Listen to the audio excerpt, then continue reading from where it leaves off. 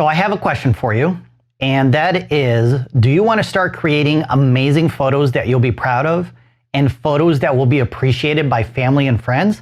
If so, it all starts right here, right now, with everything I wish I knew when I started photography 30 years ago. Hello, my name is Chris Parker, and it is my desire to help you elevate your photographic skills so you can fulfill your creative vision. And if you're ready to learn photography so you can start creating amazing photos, let's do it. Now, real quick, let's go over some of the things you're going to learn in this course, as well as the structure of this course. So when it comes to mastering photography, there are 4 key ingredients you must master in order to create amazing photos. So those ingredients are knowing your camera equipment, light, composition, and editing. So everything you'll discover over the next few hours are things I wish I knew when I started my photography career back in 1989. So the structure of this photography course will follow those 4 key ingredients. But what we're going to do is we're going to start out with a quick start guide on photography to help you get started on the right track for creating amazing photos. So this is going to include my 5 pro tips for starting your photography journey and what it means to paint with light. So painting with light, the video, will be your foundation for everything you learn in this free photography course. So don't skip it. All right, so the first ingredient for mastering photography is getting to know your camera gear, your equipment, and how to use it to control the light and to paint with light. So this is going to include detailed information about how your camera works, an overview of the type of lenses, and much more. So it's vital to know how your camera works to get the most out of it to create the type of images you want. So make sure you watch all of that before you move on to ingredient 2, which is exploring and harnessing the most important ingredient of them all, which is light. So you're going to discover the 4 characteristics of light and how they shape your subjects, the quality of light, and more. After that, you'll be introduced to composition and how it can elevate your photography skills and your images to a whole new level of appreciation. And then finally, I'll provide some pro tips on editing your images, like why you don't need expensive software for editing, where your editing should start, and more pro tips to improve your photos. Now, one more thing, real quick, timestamps for this course are included in the description below. Plus, since this photography course is so long, I recommend saving it so you can easily find it later on when you come back. Now, if you have any questions about anything covered in this free photography course, please post your comments below and I'll be happy to answer them. So if you're ready to get started, let's do it. So when it comes to cameras, you can categorize them into 4 main categories. This includes compact cameras, SLR or DSLR, mirrorless, and smartphones. Now, for avid creative photographers, an SLR or DSLR camera is the most popular type of camera. So SLR stands for single lens reflex, and the D in DSLR stands for digital. So in other words, this is a film camera or an SLR, and this is a digital camera, DSLR. So before the days of digital cameras, one of my first cameras was this SLR camera. So the SL, single lens, simply means that the camera can be affixed with a single lens, but you can also remove that lens and replace it with a different lens. So that's SL. Now R, or reflex, is in reference to inside the camera body. And just in front of the film or the digital sensor, you have this mirror here. And when you press the shutter release button to create a photo, the mirror moves up and out of the way so the film or sensor can record your photo. So that's the reflex in SLR, okay? All right, now when it comes to a mirrorless camera is similar to a DSLR or even an SLR camera, in that you can change the lens. However, it does not have a mirror inside the body, hence the name mirrorless. Now, there are several advantages and disadvantages to a mirrorless camera versus a DSLR. So a mirrorless camera in general usually are lighter, more compact, and faster, but it all depends on the make and model that you choose.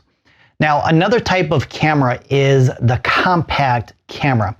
So these types of cameras do not offer the option to change the lens. The lens is fixed.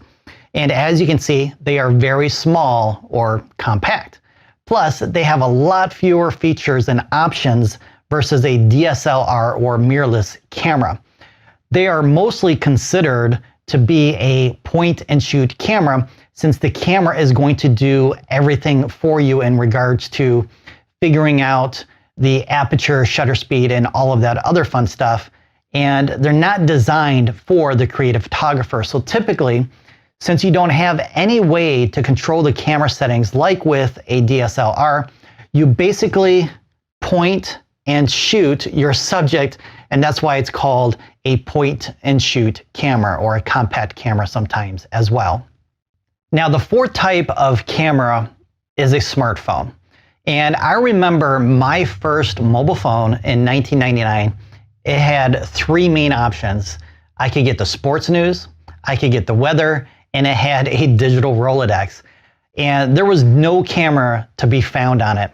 And fast forward today, and some smartphones, actually probably all smartphones, are more advanced than my first point and shoot camera, which was the Kodak disc camera of circulation around 1987 or so. So it's amazing to me how good these cameras are in our smartphones. And in fact, a lot of times when I go on vacation or when I take a walk with Echo, I leave my DSLR cameras and all my gear at home and just use this instead.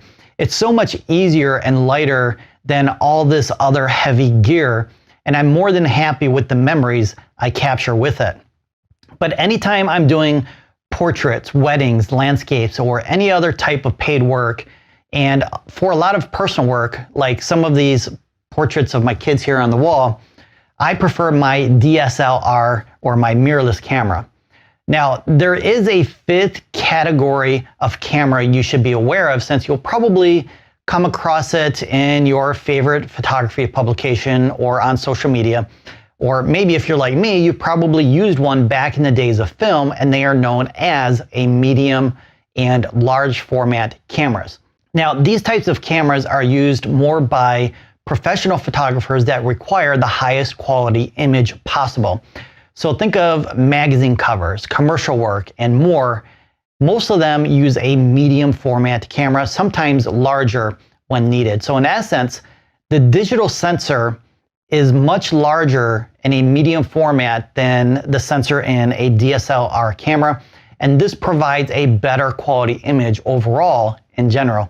It all depends on your final output for the image you're creating and the size of sensor needed, whether it's DSLR, mirrorless, or medium or large format.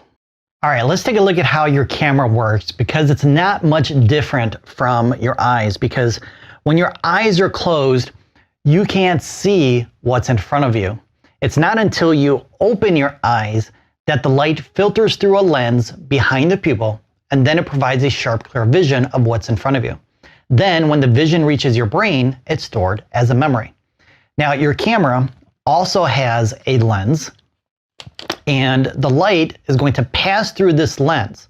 But before it's recorded by your camera, like we talked about before, if you have a DSLR camera, it's going to hit that mirror, and that light is reflected into the viewfinder, so you can see that image in the viewfinder before you take the photo. So the mirror is like your eyelids. When it's down, your camera sensor or film cannot see the image or record it. But just behind that mirror is another element of your camera that restricts light from reaching your sensor or film. Now, this element is known as a shutter, which is also like your eyelids. Now, when the shutter is closed, again, no light can reach the sensor. It's not until you press the shutter release button that the mirror pops up, and at the same time, the shutter opens, and then the light is recorded by your camera. Now, once the sensor gathers the data, it then sends that information through a program in your camera that will begin editing your photo based on the settings you've chosen. And then it will save that data to a media card. Now, the media card is like your brain, since you have memories of the past. And luckily, media cards are better at storing and replaying data than our brains, or at least mine anyways. All right, let's start off with 5 quick tips for creating amazing photos to help you get started sooner rather than later. Tip number 5. So you can start using your camera right now by putting it in program mode or auto mode. So this mode gives complete control over your camera settings to, well, your camera. So basically your camera is going to make all the decisions for you. Now this is an okay starting point. However, I recommend shooting in aperture priority mode instead. Now to get into that mode, you're going to turn a dial on your camera here to either A or AV, depending on if you're using a Nikon or a Canon. Now, if you're using a different brand, check your camera manual to figure out how to set it up in aperture priority mode, since I'm not familiar with any other brands. Now, the reason why I recommend aperture priority mode is it gives you some creative control over your camera. Now, in these 2 images, you can see that one has a blurry background and the other is sharp. So how did I do this? Well, I want you to practice in aperture priority mode so you can discover the answer for yourself, and then later in this course, you'll take a deep dive into apertures so you know everything you need to know about them. Okay, so what I'd like you to do is take 2 photos of every subject you photograph. So the first image, you're going to set the lens's aperture to the smallest number. This could be 4, 2.8, or smaller. After you create the first photo, change the aperture to the largest number of your lens. This could be 11, 16, or higher. Then take another photo of the subject. Now, what I want you to do is compare those images in your favorite editing software side by side or on the back of your camera. So I want you to take a look at the background.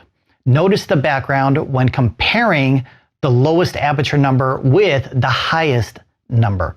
Which one do you prefer and why? Let me know in the comments below. All right, tip number 4. Now, my next tip is to shoot in RAW and not JPEG. And the reason why is one will provide more details of your scene versus the other. As you learn to use your camera and master light, you will make mistakes. Even I still make mistakes after 30 years, and that's sometimes due to finding yourself in a situation where the light is changing fast and either your camera can't keep up, or maybe you just need to get the shot before the opportunity disappears, and this results in an image that is too dark or too bright, like this one. So for this image, since my camera has a feature to capture both RAW and JPEG files, I'm going to show you why RAW is better. So here are both file formats with the final edit. Which one looks better? Well, I think the one on the left here is better. It has more detail and the colors are more vibrant, and overall the image is crisper.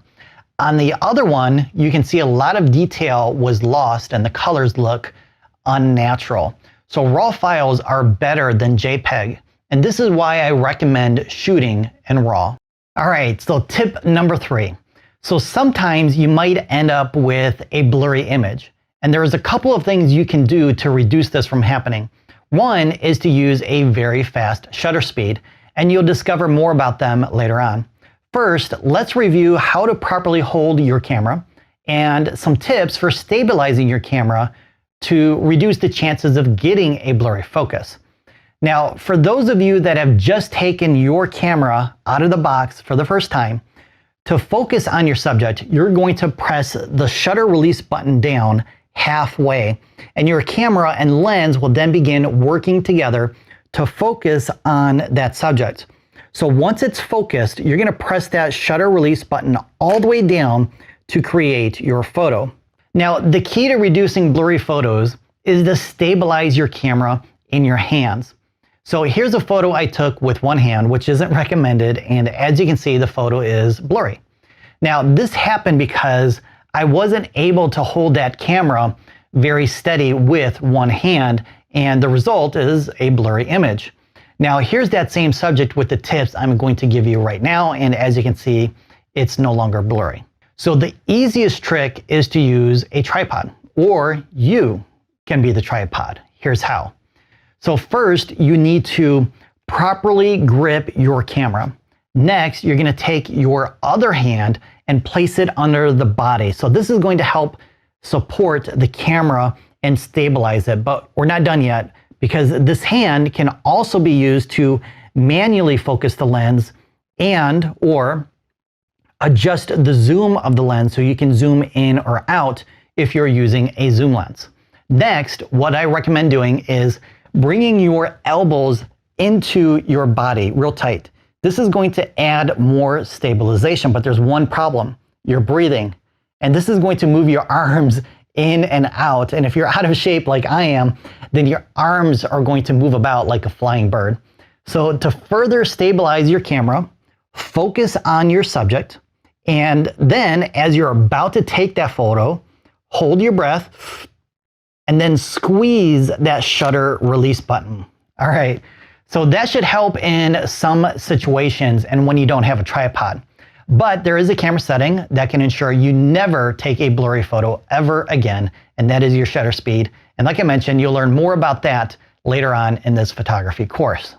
All right, tip number 2. So you used the previous tip to avoid creating blurry photos, but for some reason, when you look through the viewfinder, the images are blurry even after you've tried to focus on the subject. So this happens because on most digital cameras, there's what's called a diopter setting that works like, well, your glasses. So your glasses have a specific prescription to help you see things in focus.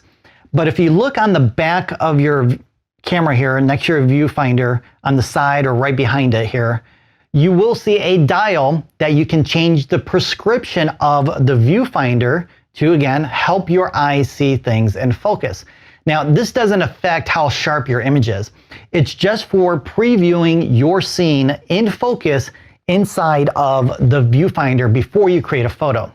So if you're having trouble seeing through the viewfinder and things aren't in focus, make sure to adjust that dial until everything becomes much clearer. All right, tip number 1. To accelerate your photography learning curve so you can start creating amazing photos sooner rather than later, I have one special tip that can make all the difference, and that is have your photos reviewed by other like-minded photographers. Now I know that sounds scary, but I guarantee you will learn from others faster than trying to figure it all out on your own. Even I need a fresh set of eyes when I'm editing a photo I've created because I might be boxed in and I can't see what's missing. So to help you along this photography journey, I've created the friendliest private Facebook group this side of the Milky Way. This group includes thousands of other photographers that I've trained, and you're more than welcome to join the group to get feedback on your photos. Now, I'm in the group almost daily, and if I'm not, there's always another friendly photographer willing to help you out. To join the group, find the link in the description below. All right, so one of the most asked questions I get from students is, what camera should I buy? And the answer is probably not going to be what you expect. So at this point, I don't recommend buying any camera at this point in your photography journey. Instead, use whatever camera you currently own, whether it's a budget camera, high-end camera, or just a smartphone. Now, if you have none of these, that's okay, just borrow something. And the reason why you don't need any expensive gear at this time is there are 2 things you should master, or at least understand before shelling out thousands in gear. And those are 2 of the 4 key ingredients to creating amazing images, which are light and composition. Both of them require no money. So the sunlight, it's free, and it's perfect for understanding how to use light to fulfill your creative vision. And when it comes to light, there are a few important elements to know and master, like the quality of light, the 4 characteristics of light, how the size of your light source affects your image, and more. We're going to cover some of those later on in this free photography course. And the other thing is composition, which also doesn't cost anything. So think of it this way. If you golf, or know someone that golfs, do you think you or they could beat Tiger Woods or maybe Phil Mickelson? Well, what if you gave either one of them only one club? Let's say a 9-iron. Could they still beat you? For the majority of us, I'd say yes. And that's because it's not the equipment. It's knowing your equipment and knowing how to use it. So the same can be said for photography. Light and composition are the tools of the trade in photography. So you need to understand them and how they can help you create amazing images. Once you do, it doesn't matter what kind of camera you have. It doesn't mean that camera gear isn't important, because higher end cameras can provide higher quality images. But if you don't understand how to use light and composition, then it doesn't matter if you have a $20,000 camera or a $100 camera. So long story short, use whatever camera you have right now, and as you elevate your photographic skills, you'll then be able to decide whether or not a better camera is justified. All right, so the second most asked question I get from photography beginners is, which lens should I buy? And my answer is a 50mm lens.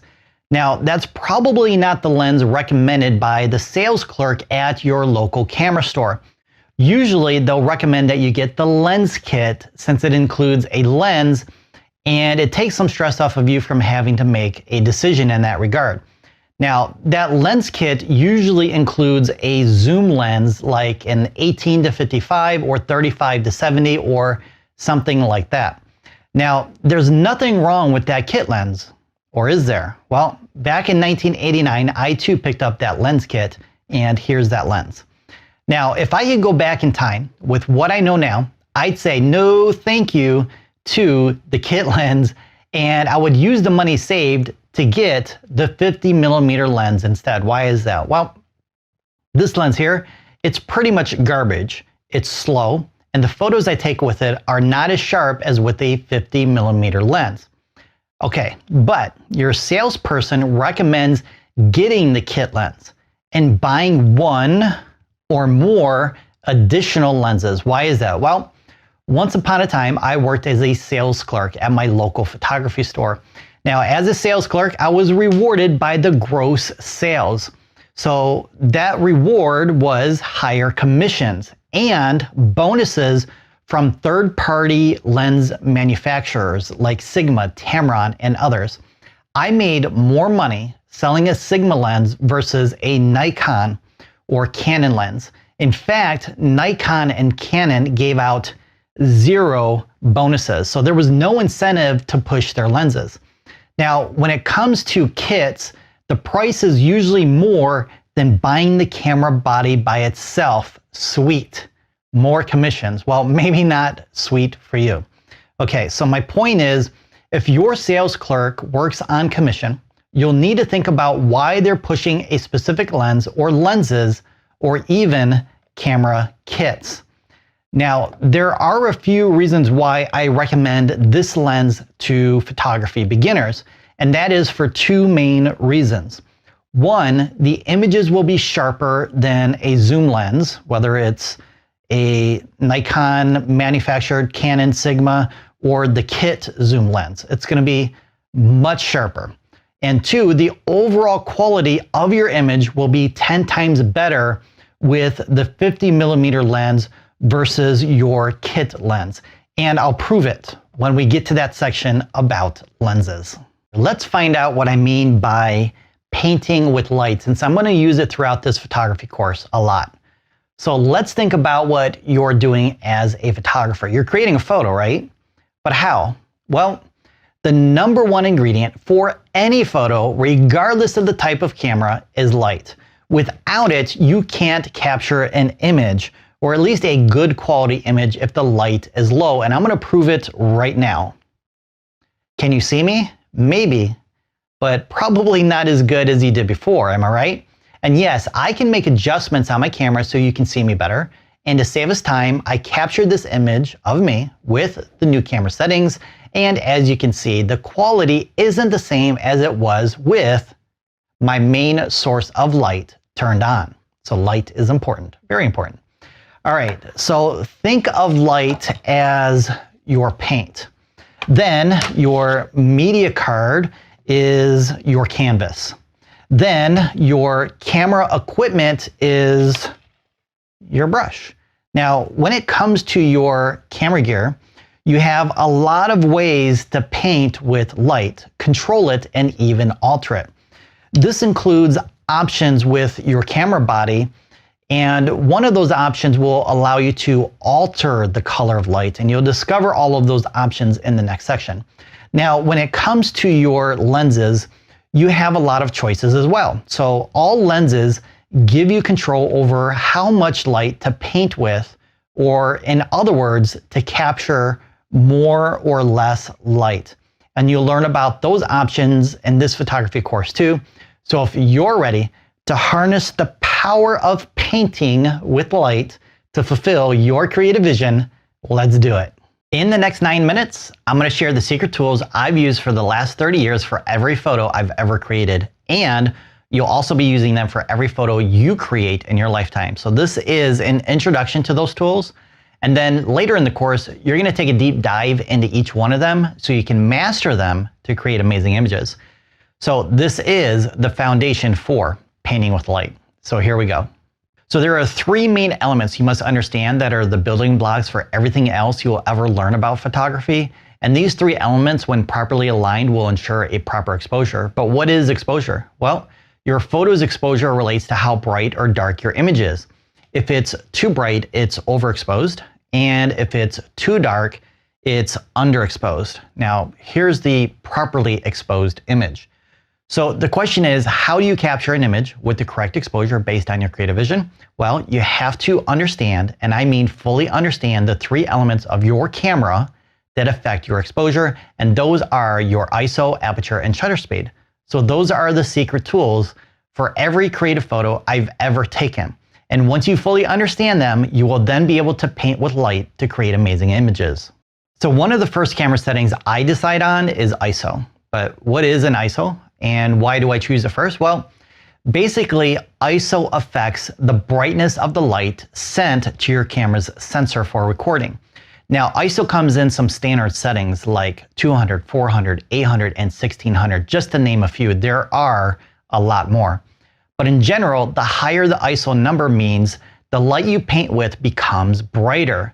So how does ISO make available light brighter? Well, first, you have to understand an important concept about digital cameras versus film.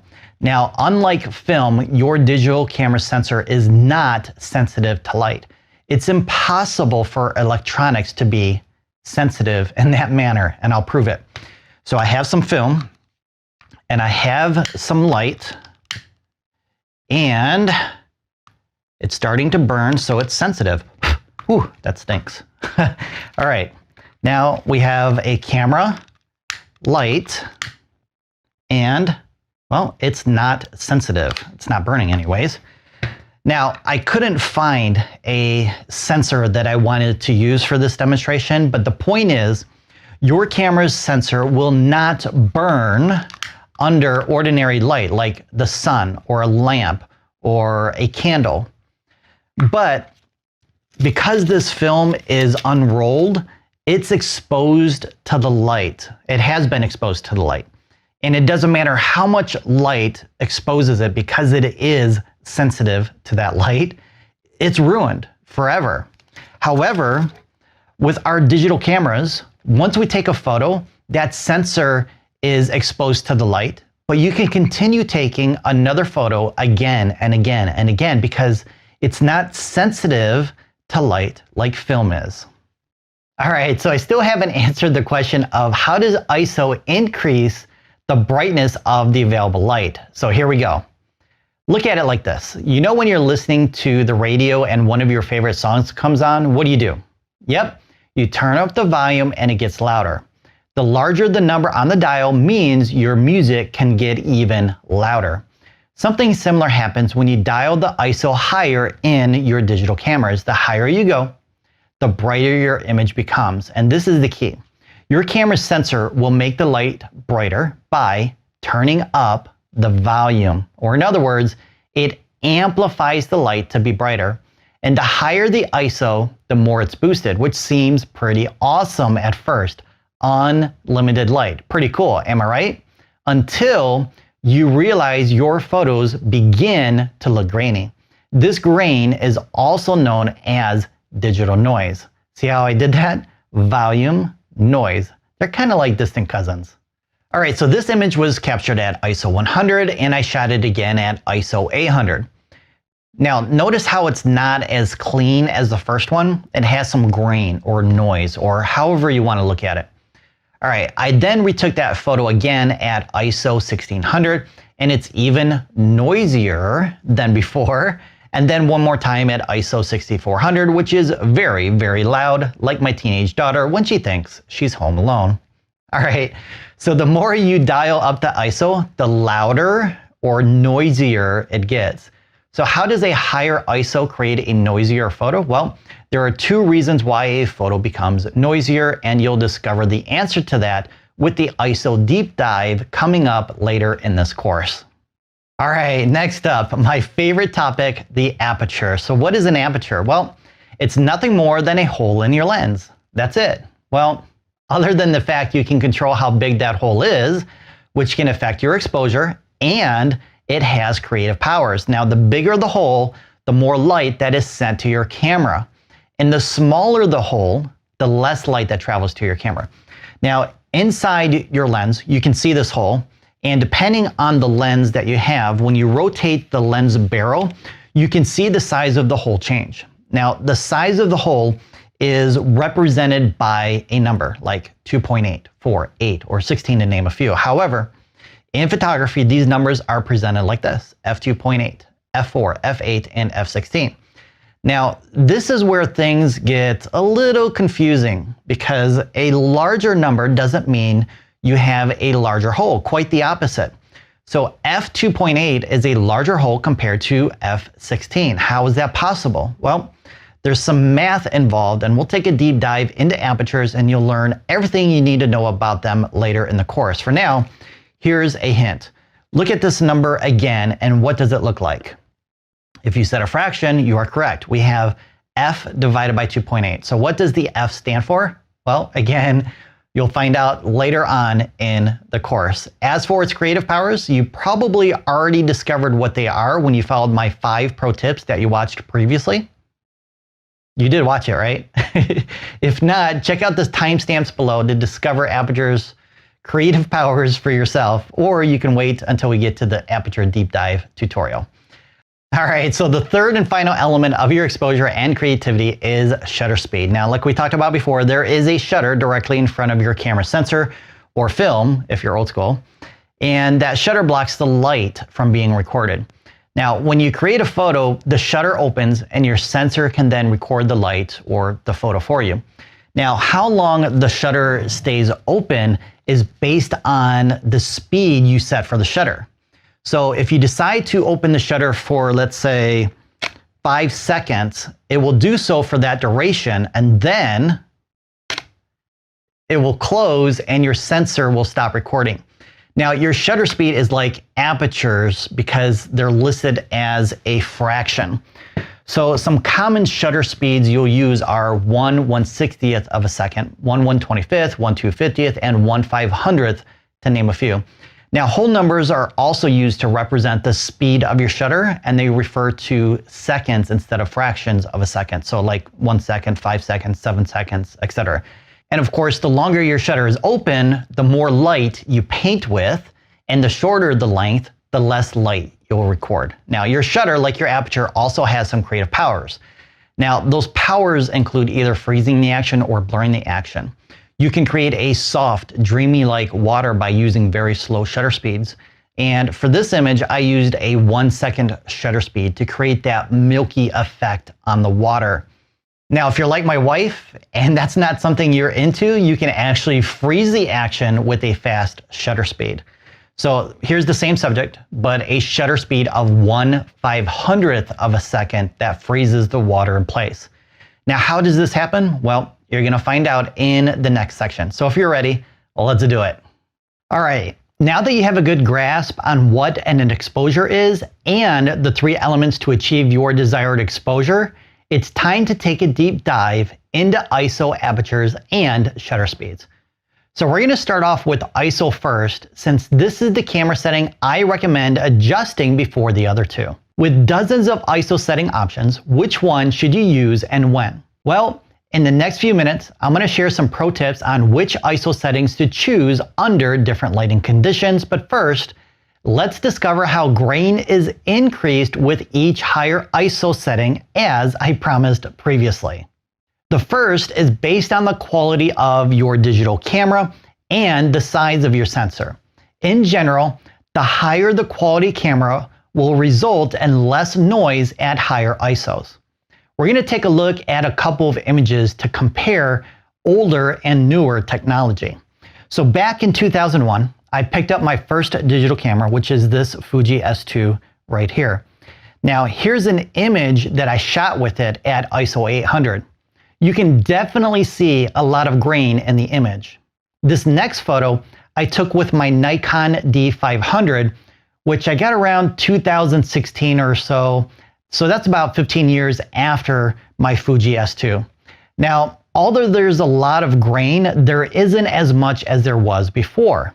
Why is that? Well, the camera's processor in the D500 is much better at reducing noise versus my Fuji S2. So the technology has vastly improved over the years. This next image I shot with a larger sensor. In this case, this image was captured with my Nikon Z6, which is a mirrorless camera, and the sensor is larger compared to the D500 and Fuji S2. Just like the other images, this was captured at ISO 800. The amount of grain, once again, is better than the older and smaller sensors. In general, higher end cameras or newer technology have better noise reduction capabilities versus lower end or older digital cameras, and bigger sensors also reduce the amount of digital noise. The other factor is today's digital cameras are, well, they're electronic, and when light enters your camera, the sensor records the brightness of the light that reaches it. This is different from the film days when the film itself was sensitive to light, like I demonstrated previously. So your electronic camera will amplify the light when you choose a higher ISO setting. This amplification causes the grain to increase in size with each higher ISO setting that you shoot with. All right, so another thing you should know is, unlike aperture and shutter speeds, ISO does not have any creative options. Instead, it's only used to increase the brightness of available light if you can't physically add more light with, let's say, off-camera flash or strobes. Or let's say you have a creative vision for a photo that requires a specific aperture or shutter speed. In that case, you will add more light by, that's right, amplifying it with a higher ISO number. And as you now know, the higher the ISO will result in more noise.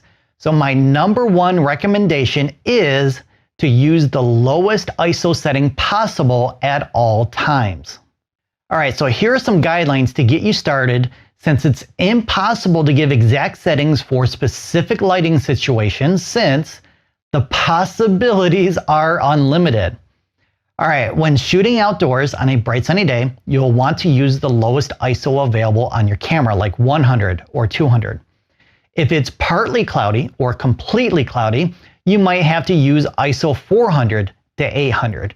And that's going to depend on how dark the clouds are and how much sunlight it's restricting. Now, if you're going to shoot indoors, you might have to use ISO 800 to 1600 or higher.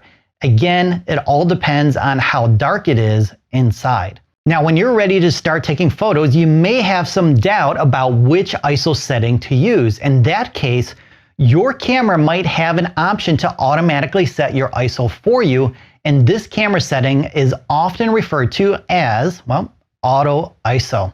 So does your camera have this option? Well, you're going to have to check your camera manual to find out. If not, just use one of the guidelines I just mentioned to get you started.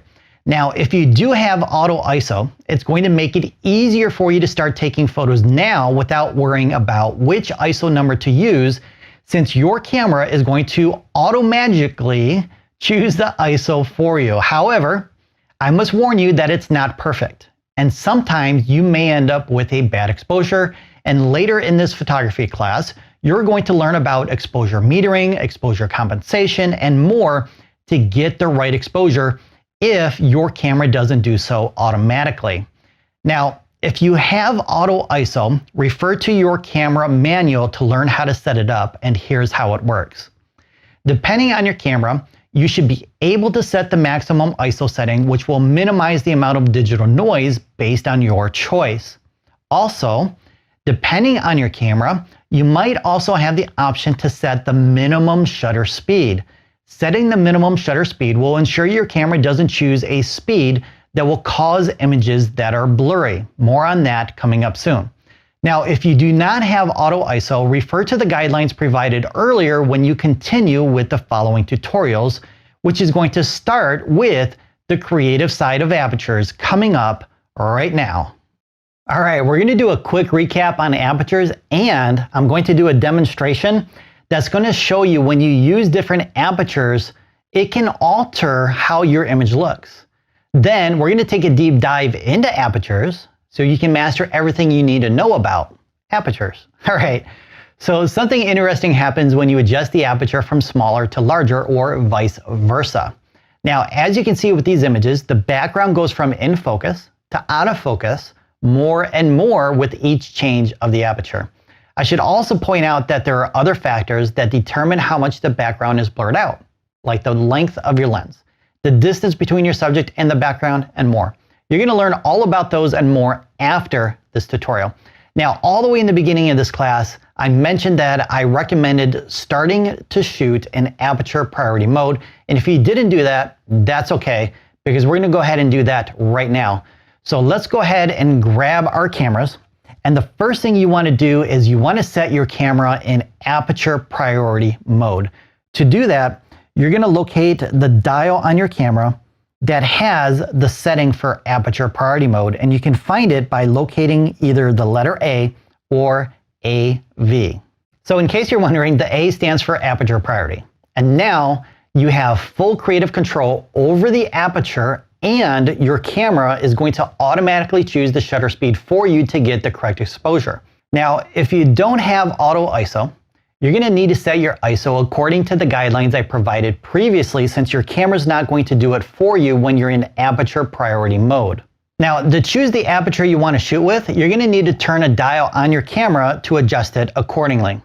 All right, let's grab any two items and set them about 6 to 12 inches apart. Now, for the first photo, we're going to set the camera's aperture to the largest aperture for that lens. This could be something like f2.8 or f4. It's all going to depend on your specific lens. Now, for this lens, it's a 50mm lens, and the largest aperture is 1.8.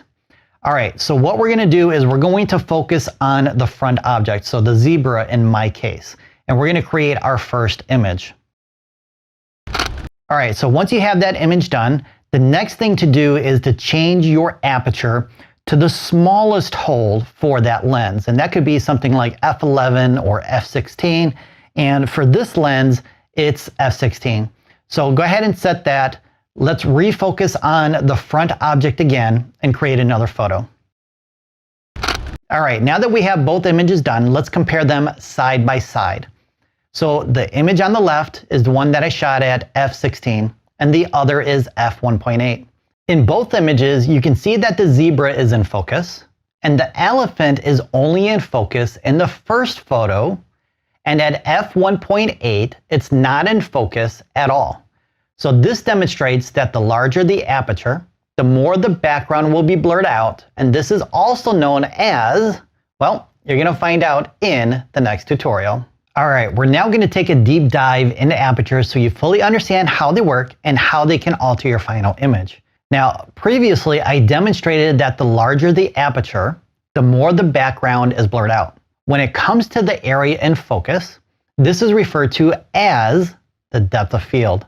So the depth of field is the zone within a photo that appears sharp and in focus. When focusing on your subject, that is considered the point of focus. Beyond that, how much appears in focus corresponds to the depth of field. So here are two more images, and the amount of the depth of field in one is greater than the other.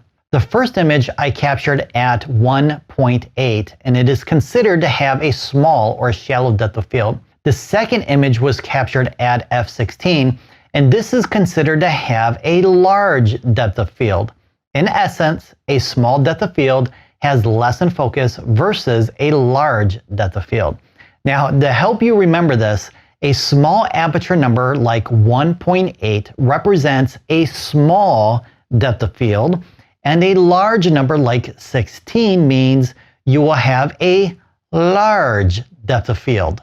Now, you may have realized a weird phenomenon, and that is a small aperture number like 1.8 has a very large hole compared to an aperture of 16. Why is that? Well, as we discussed earlier, an aperture number in photography is referred to as an F number, and as you now know, the numbers are listed like this: f1.8, f2, f2.8, and so on. Also, just so you know, in case you're wondering, not all cameras will include a / with the number when you dial in an aperture. Either way, you'll know exactly which aperture it is, what size it is, and how it will affect your depth of field. Now, there is a reason why a / is included, and it will explain why f16 is smaller than 1.8. So if you're ready to demystify this phenomenon on how 1.8 is larger than 16, let's first go over what the F in your F number represents. So the letter F stands for focal length. Each one of your lenses has a specific focal length that is represented in millimeters. So this lens's focal length is 50 millimeters, and it has a range of F numbers from 1.8 to 16. So let's take the focal length of this lens, 50, and we're going to replace the letter F with it. Okay, so now we have this math equation, 50 / 1.8. Now, no worries, math is not a requirement to create awesome photos. Just stick with me for another 15 seconds, and this will all make sense. Okay, if we divide 50 by 1.8, that equals 22.77. Then, if we take 50 and divide it by 16, that's 3.125. So which one is the smaller one? That's right, 3.125. Therefore, in photography, f16 is a smaller hole versus an aperture of f1.8. So you might be wondering, how can you use what you've just learned to be more creative? Well, let's look at some more images to reinforce what you've learned. And then I have a video that demonstrates that shows how different focal lengths and distances can affect your depth of field as well, which I'll share in just a minute. Now, for this particular image, I wanted to tell the story of this couple's wedding day and the location of that wedding day. So I wanted to use a fairly small but large aperture. I didn't want to completely blur out the background, so I used an aperture of f4. So not too big, not too small, and that allowed me to keep some of the background in focus. And if you recognize this letter D, you know that's from Detroit, and in particular, the Detroit Tigers. So their wedding day was in that area, and we were near the Detroit Tiger Stadium. If I had completely blurred out the background, that information would have been missing, and you would have thought that this particular image was shot at any major city across the world. But by including the D and keeping it in focus, we now have a storyline that lets you know exactly where this particular wedding took place. Now, for this next image, I also shot this at an aperture of f4, but the distance between our subject and the background is much greater than it was in the previous image, and that creates a much blurrier background because of that distance. Now in this image, I actually shot this at a small aperture of f11, and you would expect the background and even some of the foreground here to be more in focus than it really is. And that's due to the lens that I used, which is a macro lens, which is going to change the amount of depth of field based on it being a macro lens versus a normal lens. So your lenses can also affect the depth of field, not just distance and not just apertures. For this next image, I shot at an aperture of f8. So I have the foreground in focus. The tree lines here in the front are somewhat in focus, and each tree behind one another is less and less in focus. So we have a somewhat shallow depth of field, but not very shallow, because I wanted to help tell the story of the day and show the types of trees behind them. I could have completely blurred it out so you couldn't even recognize that those were tree trunks, but that would have eliminated that part of the story. So make sure you're selecting your apertures based on the story you want to tell. For this next image, I love this image. It's a classic shot of the guys, the groomsmen walking towards the camera. And it's a very popular type of photo that all my clients want. But I chose the wrong aperture and I had to try and fix it in Photoshop. My motto is to get it right in camera, and I didn't on this image. And you can definitely see in the background all the details of the background and the cityscape. We can definitely read what's going on in the signs, and you could say that's helping tell the story, but there's too much in focus and it's taking away from our main subjects, which are the guys in this case. And it's kind of hard to separate the foreground and the background because all of it is in focus. So let's take a look at the image that I did in Photoshop. And now that the background is blurred out, you can definitely see that the guys stand out a lot more than they did previously. So here's the before and after. On the left side, we can read the signs. On the right side, we can't. And you can definitely see how the guys on this side, on the left side, are harder to visualize or see because they're not standing out as much as the guys on the right. Now, truth be told, I probably should have blurred this out a little bit more to tone it down even more. But the more I blurred it out, the more unnatural it began to look, which is why I always recommend getting it right in camera so you don't have to try and fix it afterwards. All right, so here's the video demonstration that I mentioned previously. All right, so we're going to take several photos to demonstrate depth of field and how you can control depth of field with different factors. So the first two images I'm going to shoot at 1.4, which is the largest aperture for this lens, and then a second photo at f16, which is the smallest aperture for this lens, and then we'll compare those two images to see how those aperture settings affect depth of field. So I'm going to go ahead and shoot at f16 first. And I'm going to have her hold out the flower so I can focus on the flower, which is going to demonstrate the depth of field when I focus on the flower versus her. So I'm going to go ahead and focus on the flower and take the first image. Now I'm going to change to 1.4 and take a second image. All right, let's compare those images now. And the first one is going to be the one shot at f16. And we can see that there's a large depth of field and a lot of the elements in the scene are in focus. Now let's compare that to 1.4, and we can see that the flower, the stem, and her hand is in focus, but the rest of the scene is not. So she's blurry in this image, as well as the elements in the back, the fence, and the houses in the back are blurrier than the subject, and the further the elements from her, the more they become blurred out. All right, so remember what we talked about before. When you have a small aperture number, that's going to result in a small depth of field or less of the image being in focus. When you have a large aperture number like f/16 or f/22, you're going to have a larger depth of field and more of the image is going to be in focus. Now I want to demonstrate another way you can control depth of field, and what I'm going to do is I'm going to step back about 15 feet here and take two more images at 1.4 and then another at f/16. Okay, so I'm going to go ahead and shoot at f/16 first. Okay, I'm going to switch to 1.4 now. All right, let's take a look at these images now. And the first one is at f/16, and just like before, we have a large depth of field, but check out what happens when you shoot at 1.4 and you're further from the subject.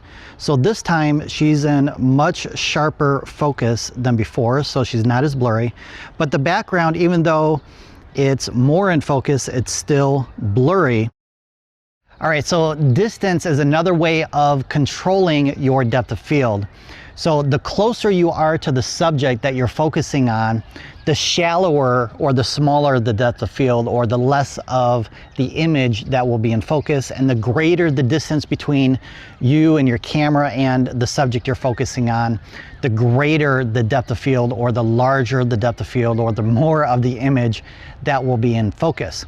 Now, another thing that you can do is if you're photographing somebody and you have a busy background like this and you want to blur out the background, but you're not getting the amount of blur that you want, what you can do is you can move your subject away from the background, and then that will blur out that background even more. So we're both going to move up here about 30 feet or so, and we're going to take another photo. All right, so we're now about 30 to 40 feet further from the position we were before, and I'm going to shoot at 1.4 again. All right, let's take a look at this image and compare it to the last one. So as you can see, we have a fairly large depth of field, but compared to the last image, the background is much more blurred out than it was before. So again, distance helps affect or control the amount of the image that is in focus.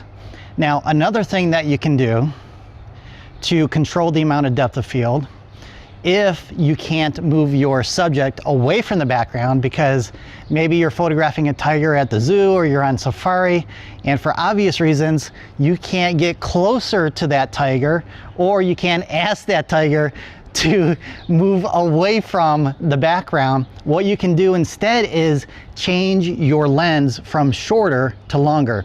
So I'm going to change my focal length here from 50 to 200 and shoot another photo to compare that to the image that we just took.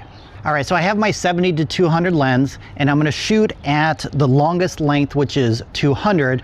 Now for this lens, the largest aperture I have is 2.8. So I can't shoot at 1.4, so technically it's a smaller aperture versus the one we shot previously with the shorter focal length.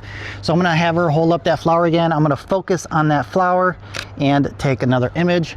Let's go ahead and compare this image now to the one we did previously. So as you can see, the flower, the stem, and her hand are in focus, but she is no longer in focus like it was with the last image at 1.4, and definitely the background is more out of focus than it was previously as well. So that's another option for controlling your depth of field by using a longer lens. All right, now that you know the creative aspects of apertures, how it affects the depth of field, and how distance affects the depth of field, it's time to take your knowledge and apply it, since knowledge is not power, action is. And that's because the best way to learn photography is to practice what you've learned. Now, remember, adjust your aperture based on the amount of depth of field you prefer, and don't forget to adjust the ISO if you don't have auto ISO set up. Now, real quick, there's one more thing you should know, and that is bokeh. In photography, we use the term bokeh to describe the characteristics of how the background looks when blurred out. The bokeh appears as little circles in the out of focus areas, and those circles can have different shapes depending on the type of lens you use. So let's take a look at a couple of images to see what it looks like. All right, so for this image, I captured this at a national park that we live near, and they were doing a demonstration on birds of prey. And I wanted to use a shallow depth of field to blur out the things that were going on in the background, because there was people walking by and I wasn't sure if I was going to get the shot I wanted at the time because the bird's head was moving so fast, or I should say the owl. So I used an aperture of 2.8 and I used a long focal length of 200 millimeters, which helped create a shallower depth of field, and that helped create these circles in the background.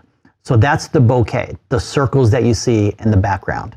For this next image, I used a 60 millimeter macro lens and I used an aperture of f2.8.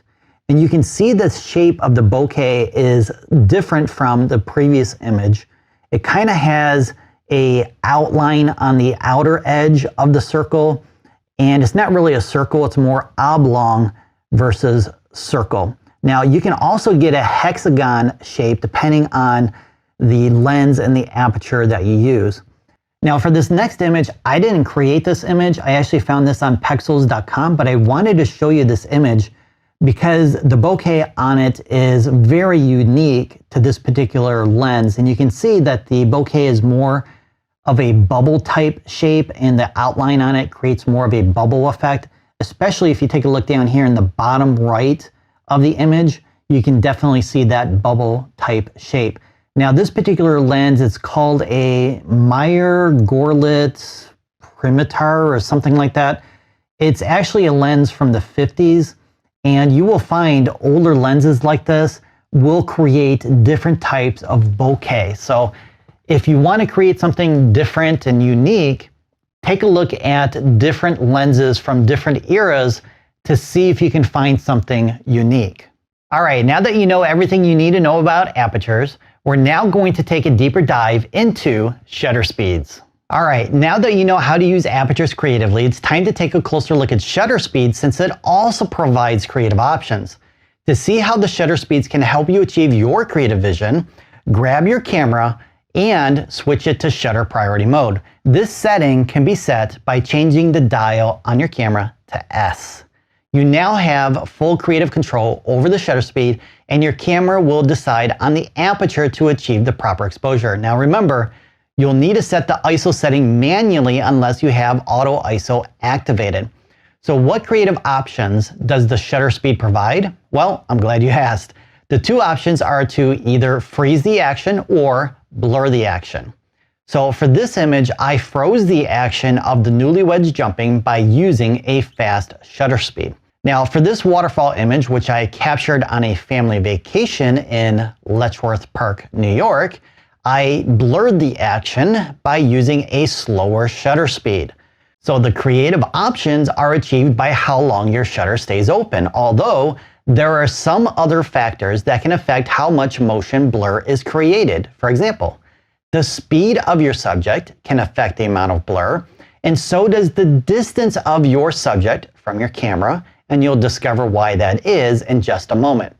First, I'm going to demonstrate how to freeze and blur the action with my wife's handy dandy fan. So we're going to take two photos at two different speeds.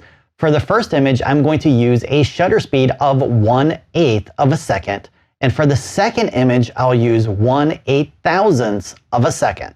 All right, I'm gonna go ahead and turn the fan on to the slowest setting. It has 3 different speed options, but we'll use the slowest one for now. So I'm gonna set my camera to 1/8 of a second, and I'm going to record the camera's view so you can see what I see prior to taking the photo. Now we have one problem. I'm hand holding, and at this shutter speed, it's not going to work, and you'll find out why in the next tutorial.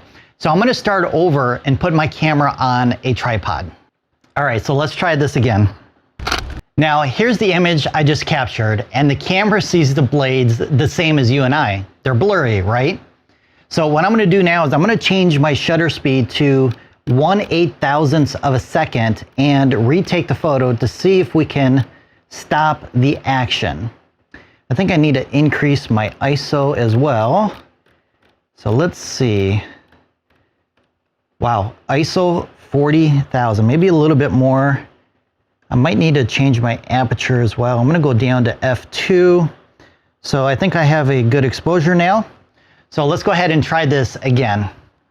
Okay, so this time the camera froze the action and we can actually see the individual blades. So anytime you want to freeze the action, use a fast shutter speed. The only problem is, how do you know which shutter speed to use and when? That and more will be answered real soon. But first, I'm going to take a third image with the fan at the highest setting or the fastest setting so the blades move even faster, and I'm going to use the same shutter speed of 1/8,000th of a second, and this is going to demonstrate the cause and effect of the speed of your subject in relation to your shutter speed. I'm going to go ahead and turn this up. Oop, wrong way. All right, there we go. It's much louder now. Let's go ahead and take that shot again. All right, you now know how the shutter speed can either blur or freeze the action, but the question is, how does this happen? And how do you decide on which shutter speed to use and when? Well, you are now going to take a deep dive into shutter speeds that will answer those questions and more. All right, so the amount of blur in an image is dependent on three things: your shutter speed, the speed of the subject, and the distance of the subject to your camera. Let's review a couple of images of the fan blades we captured previously. The first image here on the left is the photo captured at 1/8 of a second, and the one on the right is 1/8,000th of a second. This is a classic example of freezing or blurring the action. Now let's compare the faster shutter speed with the third image I captured that you haven't seen yet. Now, you may remember for this image, I had the fan setting set to the slowest speed. And here's the third image with the faster fan speed, and this time we have some motion blur. This is due to the blades turning faster this time. So this demonstrates how the speed of your subject can alter whether or not you're freezing or blurring that action with the same shutter speed. So this brings us to that question again about figuring out which shutter speed to use and when. And that answer is coming up soon, I promise. Before I share that, let's look at some more images. So I volunteered my daughter to assist us at a local park for this demonstration. And we took 3 photos, 2 at a distance of 10 feet from the camera with a shutter speed of 1 second and 1/1000th of a second. Then the third image, I captured her 500 feet from the camera at 1 second. So this image was at a distance of around 10 feet from the camera and a shutter speed of 1/1000th of a second, which shows we froze the action. This next image was captured at 1 second, and this time we have some motion blur. All right, now let's see how distance affects whether or not the action is blurred or frozen. Also, in case you're wondering, I didn't shoot a fourth image at the faster shutter speed with this distance since it would still freeze the action. But check out what happened with the slower shutter speed and a distance of around 500 feet. Now it's hard to see how much of the action is frozen or blurred because she is much further from the camera than before. So let's go ahead and zoom in. And although the action is not frozen, the amount of blurring that occurred is less than when she was only 10 feet from the camera. So this demonstrates that the distance can play a role in whether or not the action is frozen or blurred, or by how much. So the further your subject is from the camera, the less blurring will occur. Why is that? Well, let's jump into Photoshop here and find out. So we have both images here, and they both have guidelines applied to them, which represents the opening and closing of the shutter. The right guideline represents the opening. The left represents where the shutter closed. So in between those guidelines, she traveled from one to the other as she was being recorded on the sensor. But as you can see, the amount she traveled in our first image here was greater than the other image, which reduced the amount of motion blur. So try and think of your subject traveling across a sensor. The closer they are to your camera, the further they're going to travel along that sensor, and the longer the motion blur is going to be. The further they are from your camera, they're going to travel a shorter distance on that sensor, creating less motion blur. So keep that in mind. The further they are, the less motion blur you will have. All right, now for the moment you've been waiting for, I'm going to share some guidelines on deciding which shutter speed to use and when. When it comes to photographing your kids or people in general, sports, or even wildlife, and you wish to freeze the action, a good starting point is 1/500th of a second. If the action is really fast and you're close to it, then you may want to go up to 1/2000th of a second, or faster, like 1/4000th of a second. But sometimes adding motion blur can help create something unique. For example, in this image, I used a shutter speed of 1/30th of a second to add some motion blur of my daughter riding her bike. At that shutter speed, it should have caused a lot more motion blur on her than what actually occurred. And that was achieved because I took my camera and I panned and I followed her as she went by. And doing this creates motion blur in the background versus on my daughter. So panning is a photography technique to create motion blur more on the surroundings than the actual subject, because you're focusing on that particular subject. When it comes to shooting landscapes, there's generally little to no action in the scene unless, of course, you're shooting a waterfall or a landscape on a windy day. Therefore, you can use any shutter speed you desire. Actually, that's not correct, because if you remember the first photo I took in the previous tutorial, I tried to hand hold the camera with a 1-second shutter speed, and that resulted in a blurry image due to camera shake. By using a tripod, I was able to eliminate the blurriness caused by the camera shaking. So one of the things you can do is use a faster shutter speed, but if you want to blur the action, then you'll need a tripod to avoid camera shake. So it's safe to say that a faster shutter speed is required the faster the action is, and or the closer you are to the subject with your camera. Now, the problem is all of those factors can include an infinite amount of possibilities. So what I recommend is testing and practicing prior to the actual day of the shoot, or when you first arrive at the scene. Take some test shots to narrow down the shutter speed you want for your creative vision. All right, so here's another pro tip for deciding on the minimum shutter speed to avoid camera shake or blurry photos when you don't have a tripod. So based on the lens that you're using, you're gonna take the focal length and double it. If it's a zoom lens like this 28-70, you're gonna use the longest length. So in this case, that would be 140, and then we're going to convert that to a shutter speed, which would be 1/140th of a second. Now, if your camera doesn't have that shutter speed, then round up. So in this case, 1/150th of a second is the minimum shutter speed I should use for this lens. Now, for my 70-200, the minimum shutter speed would be 1/400th of a second. Now, keep in mind that this is a rule that can be adjusted based on how well you're able to hold the camera. For example, my daughter is smaller in stature than I am. She's like 5'3" and 100 pounds. So this lens and the weight of the camera is probably going to be harder for her to hold still and avoid camera shake, which means she might need a faster shutter speed than 1/400th of a second. She might need something like 1/1000th of a second. So you're gonna need to experiment with all your different lenses to find the ideal minimum shutter speed to avoid camera shake. Another thing you can do when you forget your tripod at home, like I do when I go on vacation, is to use your surroundings to stabilize your camera. For this waterfall image, I wanted to blur the motion of the water to create a smooth, silky type of effect. But with no tripod in sight, I ended up with the dreaded camera shake blur.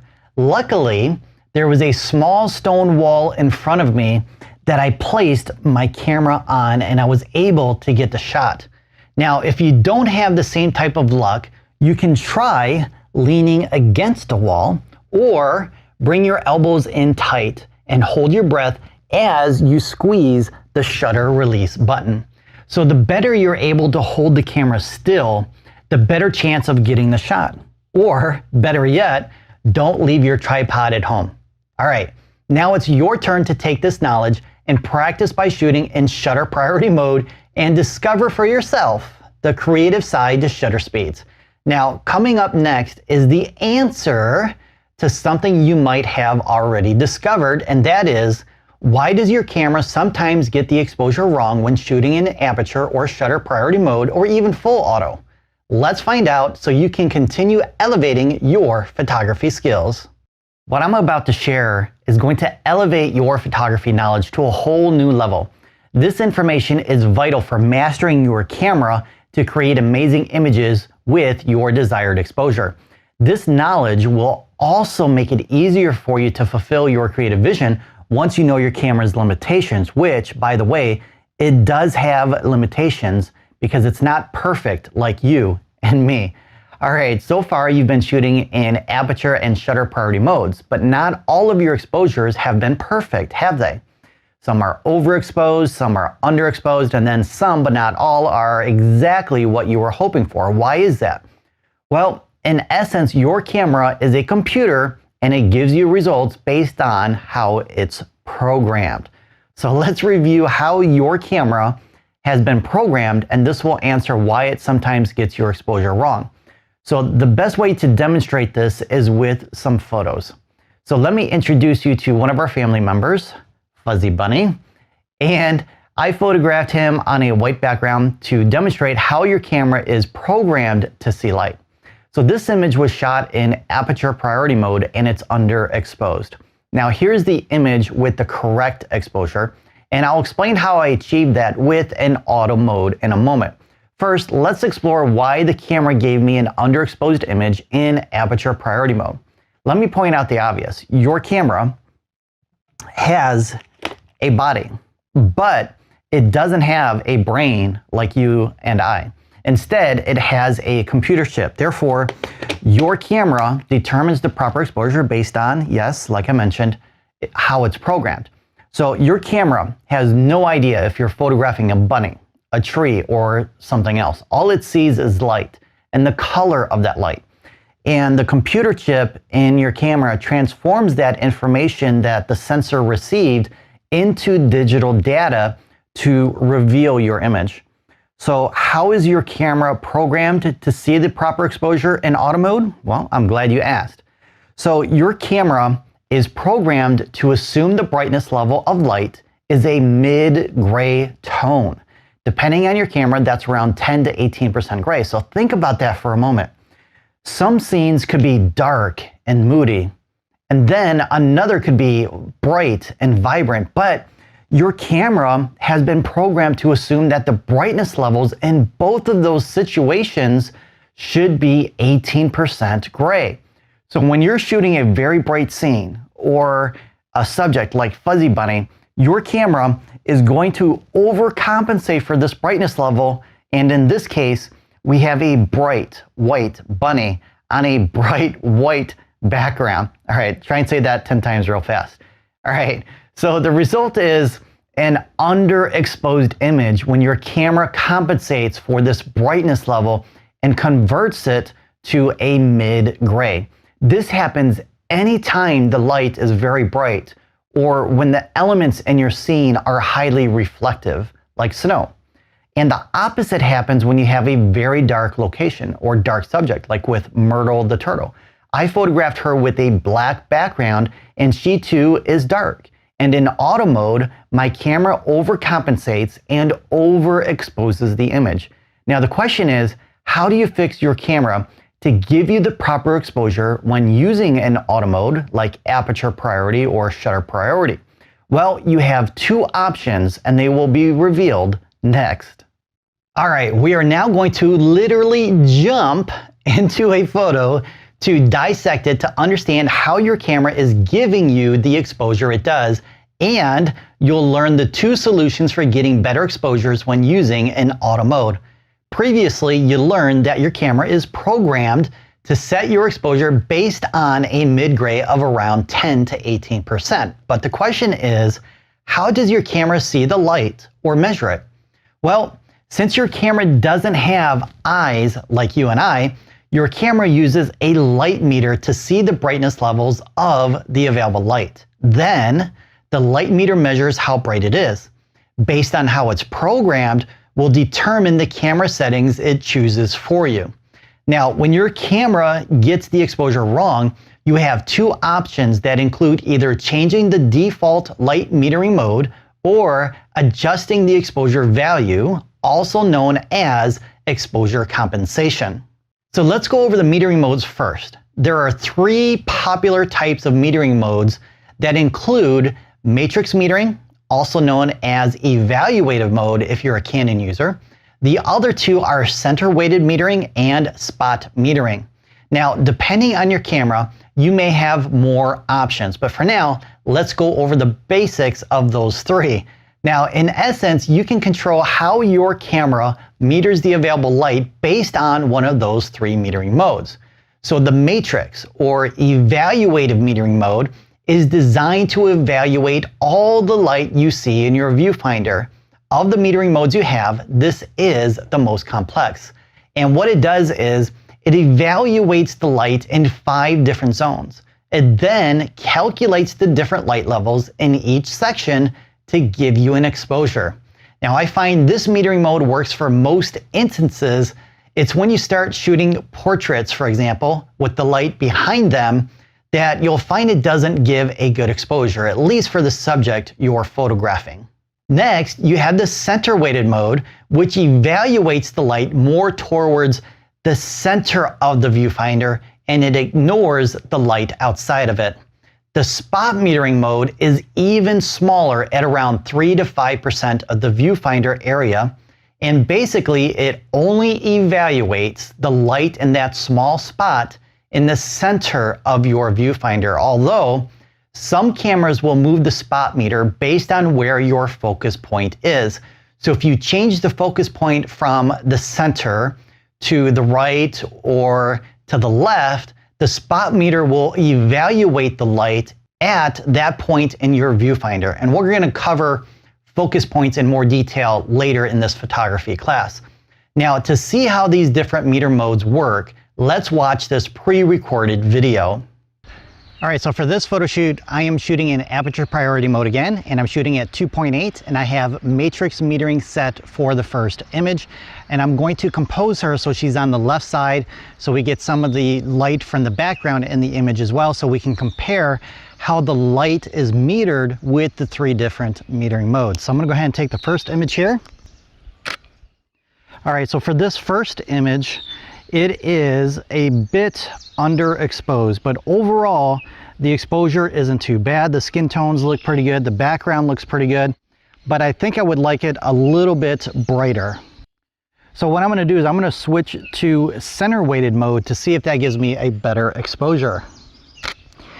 All right, so this time the image is overexposed in regards to the skin tones, and that's because the metering is being applied more towards the center and the light around the image is not being metered at all. So that background there in the back is much darker than the skin tones, which creates an overexposure of the skin tones. So this time I'm going to switch to spot metering mode, and because I have the focus point on her face, it's going to also meter the light in that area. So her skin tones, her hair, and maybe a little bit more around her as well. So let's see if we get a better exposure with spot metering. All right, so for this image, we did not get the exposure I wanted. the overall image is now underexposed and the skin tones are darker, and that could be the way the light is being metered in that area where I focused. So overall, I believe the matrix mode gave us the best exposure. So we're gonna head back into the studio and take a closer look at these images to compare them a little bit more so I can give you some more guidelines on which metering mode to use and when. So this was the first image we took, and I used the matrix metering mode for this particular image. And as you can see, it did a really good job in giving me a good exposure in camera. However, I do find that the image is around 2/3 stops underexposed, and I base that on the brightness levels of her skin and this area right here, which is really dark, and we're losing some detail in the hair. And that's because it's underexposed.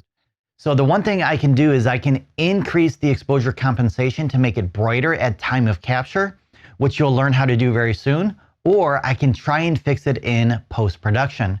The problem with that is when you have an underexposed image like this, you're going to create new problems when you increase the exposure in your favorite editing software. For example, when underexposed, it can become muddy. The skin can become muddy and you'll lose some detail. The skin color can shift and become unnatural looking. You will also introduce digital noise and artifacts, all of which now require your attention and time to be fixed in post-production. So it's my recommendation to start your editing in camera by getting the exposure right at the time of capture versus fixing it after the fact. So when it comes to the matrix metering mode and this type of lighting condition, you'll often find that the exposure is close to perfect, like for this image. However, if the lighting of the scene is backlit and we don't have all these trees or these buildings here, and it's really bright in these two sections up here, then the matrix metering mode is going to overcompensate for this large amount of brightness levels in those two sections and will further underexpose your image. So remember, the matrix mode is evaluating the light in 5 different sections, and if one or more of those sections has a dominant brightness level that is very intense, it's going to overcompensate for that and will give you an exposure that will be more over or underexposed versus what I have for this image. That being said, the matrix mode is great for lighting situations like this, or even on cloudy days when the light is muted. So here's the second image we took, and I used the center weighted metering mode, and this time the light meter was restricted to the center area and all the light outside of it has been ignored. And because we have a fairly dark area right here, that is affecting the light meter. And what the camera ends up doing is overcompensating for this dark area right here and gives us an overexposed image based on how it's programmed. So trying to fix the overexposed skin, you can see it's a lot brighter than it was before. And trying to fix that in post-production is going to create new problems that you'll have to try and fix. And just like with an underexposed image, you can end up with color shifts, muddy skin tones, and if too overexposed, you could lose detail that will be nearly impossible to fix. Now, in regards to using the center weighted metering mode, honestly, I've never used it and don't have any recommendations for it. Personally, I stick with matrix or spot metering. All right, so here's the third image we took, and I used the spot metering mode for this, and the exposure is nearly identical to the matrix mode, even though the metering was restricted to her face here, as well as some surrounding areas. And that's because my camera allows the spot meter mode to move with the focus point, which of course was placed on her face. Overall though, the main area being analyzed is the skin, since it makes up a larger portion of the section being metered. And this resulted in the camera compensating for those brightness levels and underexposing the skin around 2/3 stops. So your spot metering mode and the other metering modes could give you different results versus my camera based on how your camera has been programmed. And you may not have issues with over or underexposing the skin, or you could end up with the opposite of my results and have overexposed skin. So you're going to need to test out your metering modes prior to shooting in order to get the results you want. So it's now time to discover what and how to use the exposure compensation tool built into your camera, which is coming up right now. Previously, I promised 2 options for helping your camera get the right exposure based on your creative vision. You learned about the first option, which is to change the metering mode. Now let's explore the second option, which is manually adjusting the exposure when your camera doesn't give you the results you want, or in other words, compensate for your camera's mistakes. And this second option is known as exposure compensation. And although you have to adjust this setting manually when using any of the auto modes, it is easier than it sounds. But before we get into manually adjusting your exposure, you first have to understand a vital component of exposure in photography.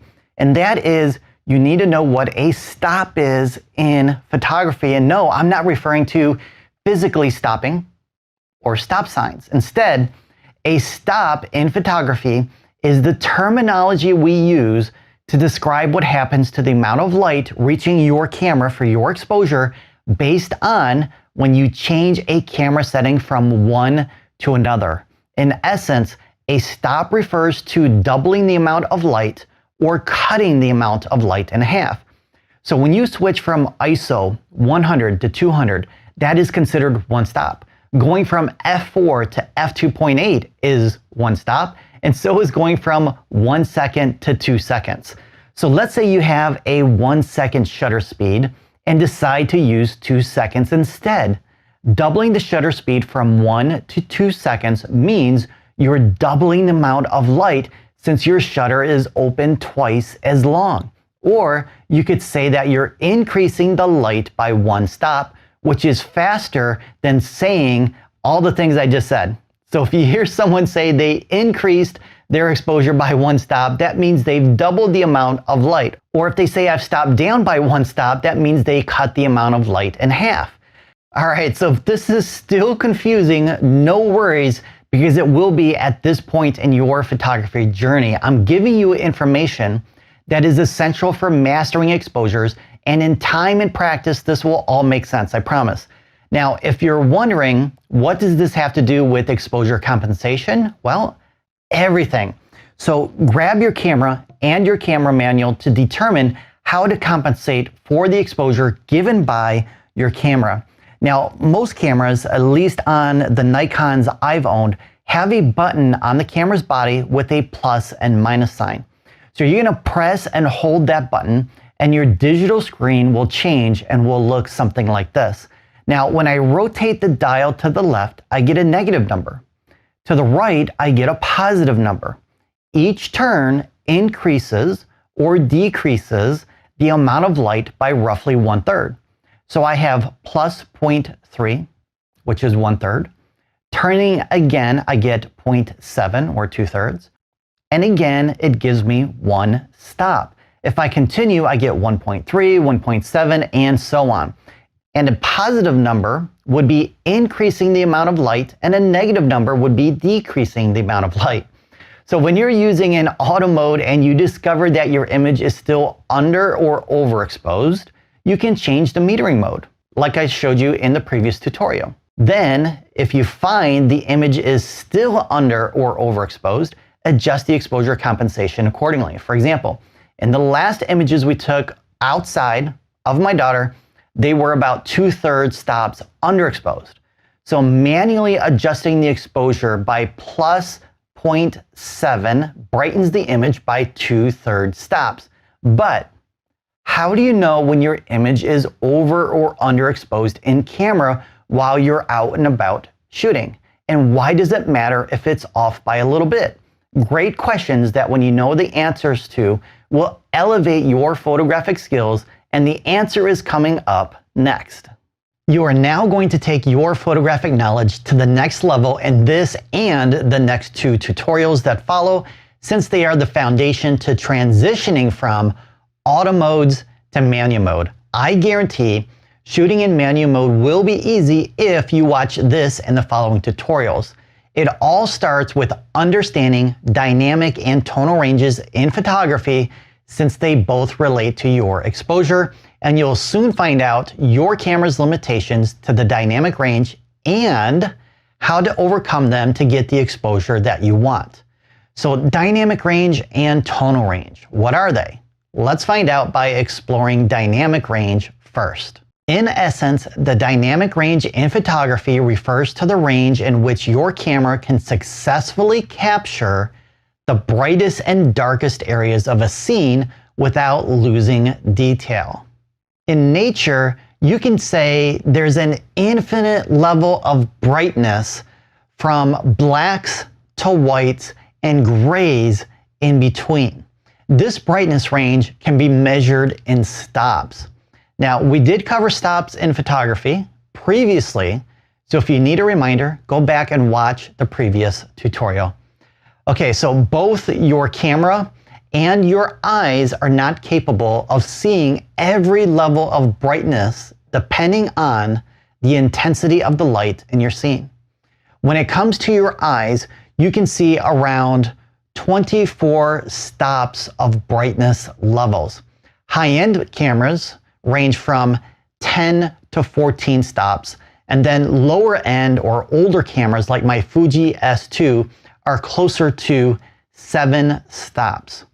So this means your camera is not capturing detail in the darkest areas of the shadows or the brightest areas in the highlights. Now, if you expose for the highlights, you'll capture those details, but you will lose more details in the shadows. This is known as exposing to the right, which is better than exposing to the left or for the shadows. Now, the reason being is it's easier in post-production to bring back some shadows versus highlights. Now, let's compare dynamic range to tonal range. So the tonal range also refers to the brightness levels of a scene, but it is directly related to the tones captured by your camera. So here's another way to think of the dynamic versus tonal range.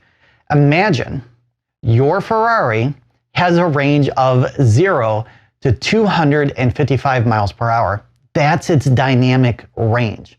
Now, imagine your spouse installs a speed inhibitor and changes the range from 0 to 60. That's its tonal range, since it's been limited to a smaller range. All right, now that you know your camera has the limitations, here are some solutions to overcome its inability to give you the exposure you desire.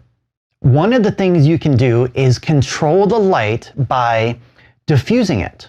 Or maybe you can add more light to the shadows. Now, if you're a landscape photographer, it's going to be more difficult to control the light in this way. So what you can do is use a polarizing filter to darken up parts of the scene or the landscape. Or you can use a graduated neutral density filter, which is going to darken up the sky and the scene even more, which is going to reduce the number of stops in your scene. Now, another thing you can do is what is known as HDR photography, which consists of taking 3 exposures, 1 underexposed, 1 overexposed, each by 1 stop, and then a 3rd exposure in between. Then in post-production, you can merge the 3 exposures to get more detail in the shadows and highlights. Now, if none of those options are ideal for your situation, then you have to decide what is more important in the scene or easier to deal with in post-production. Then you'll have to expose to the left for the shadows if they're the most important, or expose to the right, which is what I recommend. Now the question is, how do you know what tonal range you're capturing? Now, although your camera doesn't have a gradient tool, it does have another tool that can show you visually the tonal range you've captured and whether or not you have the correct exposure for that scene. More on that coming up next. All right, it's now time to elevate your photography knowledge by, once again, jumping into a photo to explore the tonal range captured in an image and to dissect the 5 zones of your histogram. So what is a histogram? Well, stay tuned because you're about to learn everything you need to know about histograms to ensure you never, ever end up with an over or underexposed image. Now, previously we went over the dynamic and tonal range of exposures, but how do you know whether or not you have the exposure you desire? Well, although you can view the image on the back of your camera with the LCD screen, there are numerous reasons why that's not the best way to determine if your image is over or underexposed. One, the quality of your LCD screen may not be able to show all the detail actually captured, or if you're shooting outside on a bright day, it's going to be difficult to see your image. So my recommendation is to learn how to read your histogram to ensure you capture the right exposure for your creative vision. Otherwise, you're going to spend more time fixing your image in post-production since you didn't get the exposure right at the time of capture. And we can't forget about the lower quality of your image that you're going to create if the exposure is off by a lot, like 2 stops or more. So trying to fix that is going to cause a lot of headaches and it may not be worth keeping the image. So we're going to fix that by elevating your histogram knowledge. So what exactly is a histogram? Well, a histogram is nothing more than a graphical representation of data using bars of different heights. Those bars represent the different tonal ranges or brightness levels captured by your camera. All right, let's say you go on vacation and wish to record the number of images you took each day on a graph. On day 1, you took 50 photos. The following day, you took 150, then 100, and on day 4, you took 200. Now, imagine your vacation was 256 days long. Your graph would look like this, and now it's starting to look like a photo's histogram since, in photography, your photo's histogram includes 256 bars of data. But the real question is, how do these bars of information help you capture the proper exposure? The answer will be apparent after you and I take a deeper dive into the histogram itself. So the histogram represents the pixel data of your image. Depending on your camera and your editing software, this data can be presented to show information about the colors in your image and or the brightness levels, or in other words, the tonal range in your image. For now, we're only going to cover the tonal range of a histogram in this tutorial. So the tonal range goes from 0% or pure black all the way up to 100% or pure white. Everything else in between is a shade of gray. So these different shades of gray are divided up into 5 zones within your histogram. So each zone of your histogram, of course, represents a different level of brightness. In addition to those zones, there's also a black point and a white point. All right, we're now going to take a deep dive into the 5 zones, the black and white points, and we're going to jump into one of my favorite images. All right, the very first bar of your histogram is number 0 and is pure black. The last bar is number 255 and it's pure white. So the first and last bars are known as the black point and white point. They are the darkest or brightest parts of your image and contain no detail. So in this image, we have a lot of blacks on the inside of this cave around here, along this railing and pathway down here, as well as behind me. Now, as far as the white points, they're mostly contained within the water here and this mini waterfall right there. Now, next to the black point, we have 25 more bars known as the blacks. In essence, the blacks are a lighter shade of pure black, and unlike the black point, contains detail in that tonal range. So for this image, there are lots of blacks from the inside of the cave along the edges. We can't really see them. It's kind of hard to see right now. We would have to zoom in to see them, but we do have blacks along those areas as well as this area behind me as well. So the blacks are followed by what is known as the shadows, and it includes 51 bars. Again, we have some lighter shades of black or shadows on the inside of the cave right here. We also have some on the steps here, and then of course in different parts of the image here, here, and down here. Those are all shadows. Next, you have your midtones, which include a whopping 102 bars that represent a large portion of mid-gray tones. And these can be found along the path here, along the steps, the railing, these rocks back here. Those are definitely midtones, as well as some of the darker greens up here in the leaves and the trees up here. Those are all midtones. The next zone is known as the highlights, and it also has 51 bars. And those are located along the path here where it's much brighter. Those would be highlights. We have some in the water. Some of the bricks on the bridge here would be considered highlights, as well as these brighter leaves right here. All of those would be considered highlights.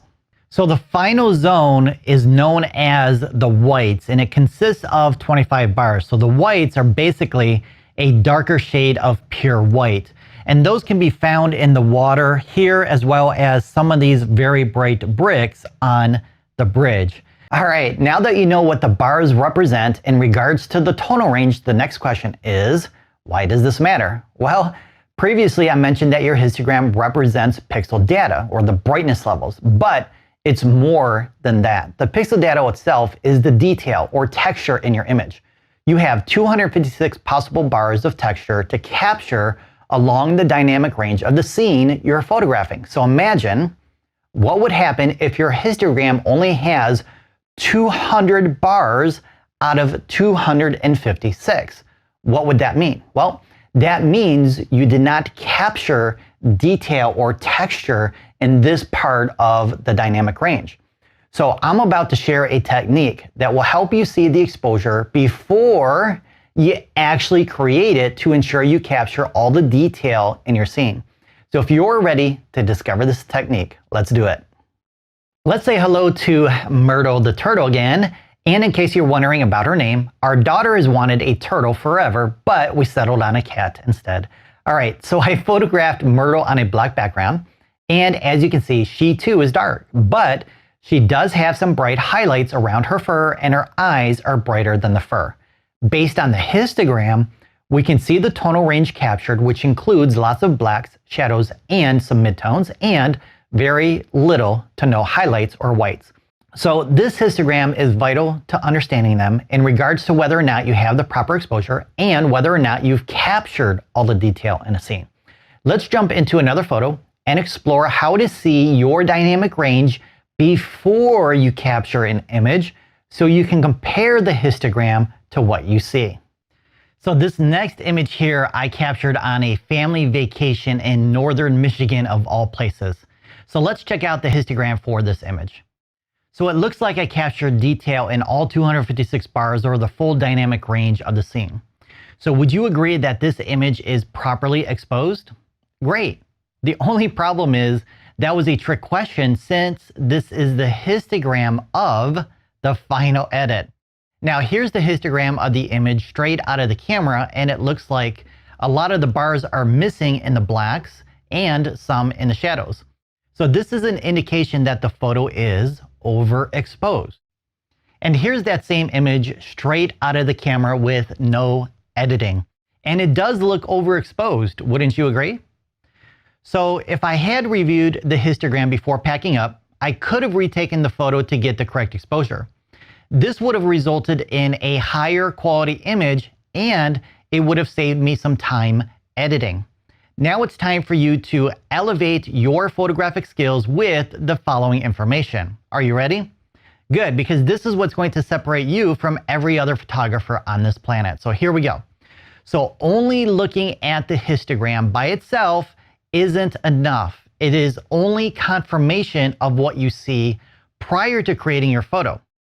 So before you click that shutter release button, you first have to visualize your final image. So what do I mean by that? Well, you have to see the subject you want to capture, and you have to see the light in order to determine your exposure And that simply means you have to see the dynamic range or the brightness levels of that light throughout your scene. For example, in this image, it's very bright along the horizon and it gets darker on the way up. And then the sand here is fairly bright as well.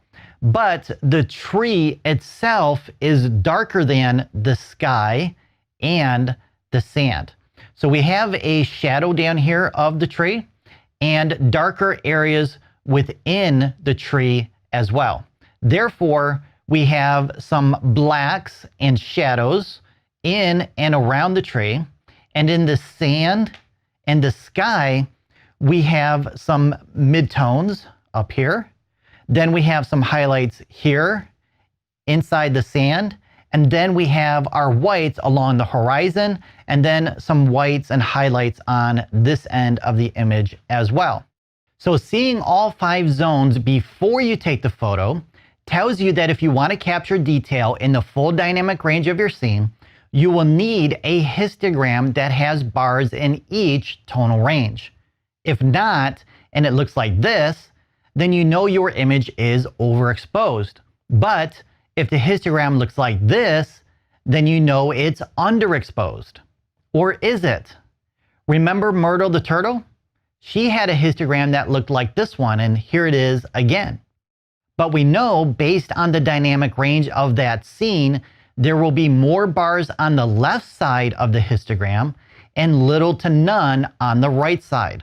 That is why it's important to see the brightness levels of your scene so you know what to look for in your histogram to ensure you're getting the exposure needed for your creative vision. Our next image is another family member, and his name is Fuzzy Bunny. This time we have a mostly white bunny on an all white background, and as you can see, Fuzzy has some light gray spots and his eyes are almost pure black. So picture in your mind what the histogram should look like. Is this what you had imagined? Awesome, because the bars of the histogram this time are heavier on the right side where the highlights and whites are. And we have some information or detail in the midtones and very few to none in the shadows and blacks. So remember, the histogram will confirm what you see before you take the photo. And if the histogram matches those brightness levels, then you should have a properly exposed image. All right, so far we've explored the tonal ranges within a histogram, and you now know what to look for to confirm you have the right exposure. But the histogram can also warn you if you're not capturing all the detail in a scene. Let's look at a couple more histograms that will warn you if you haven't captured all the detail and or exceeded the dynamic range of your camera, since it's only capable of 7 to 14 stops of light. So this image looks very dark and it could be underexposed. According to the histogram, there are 2 warning signals that can indicate whether or not the image is underexposed. The first is the left side of the histogram where there's lots of bars all bunched together. So this could be an indication that the image is underexposed.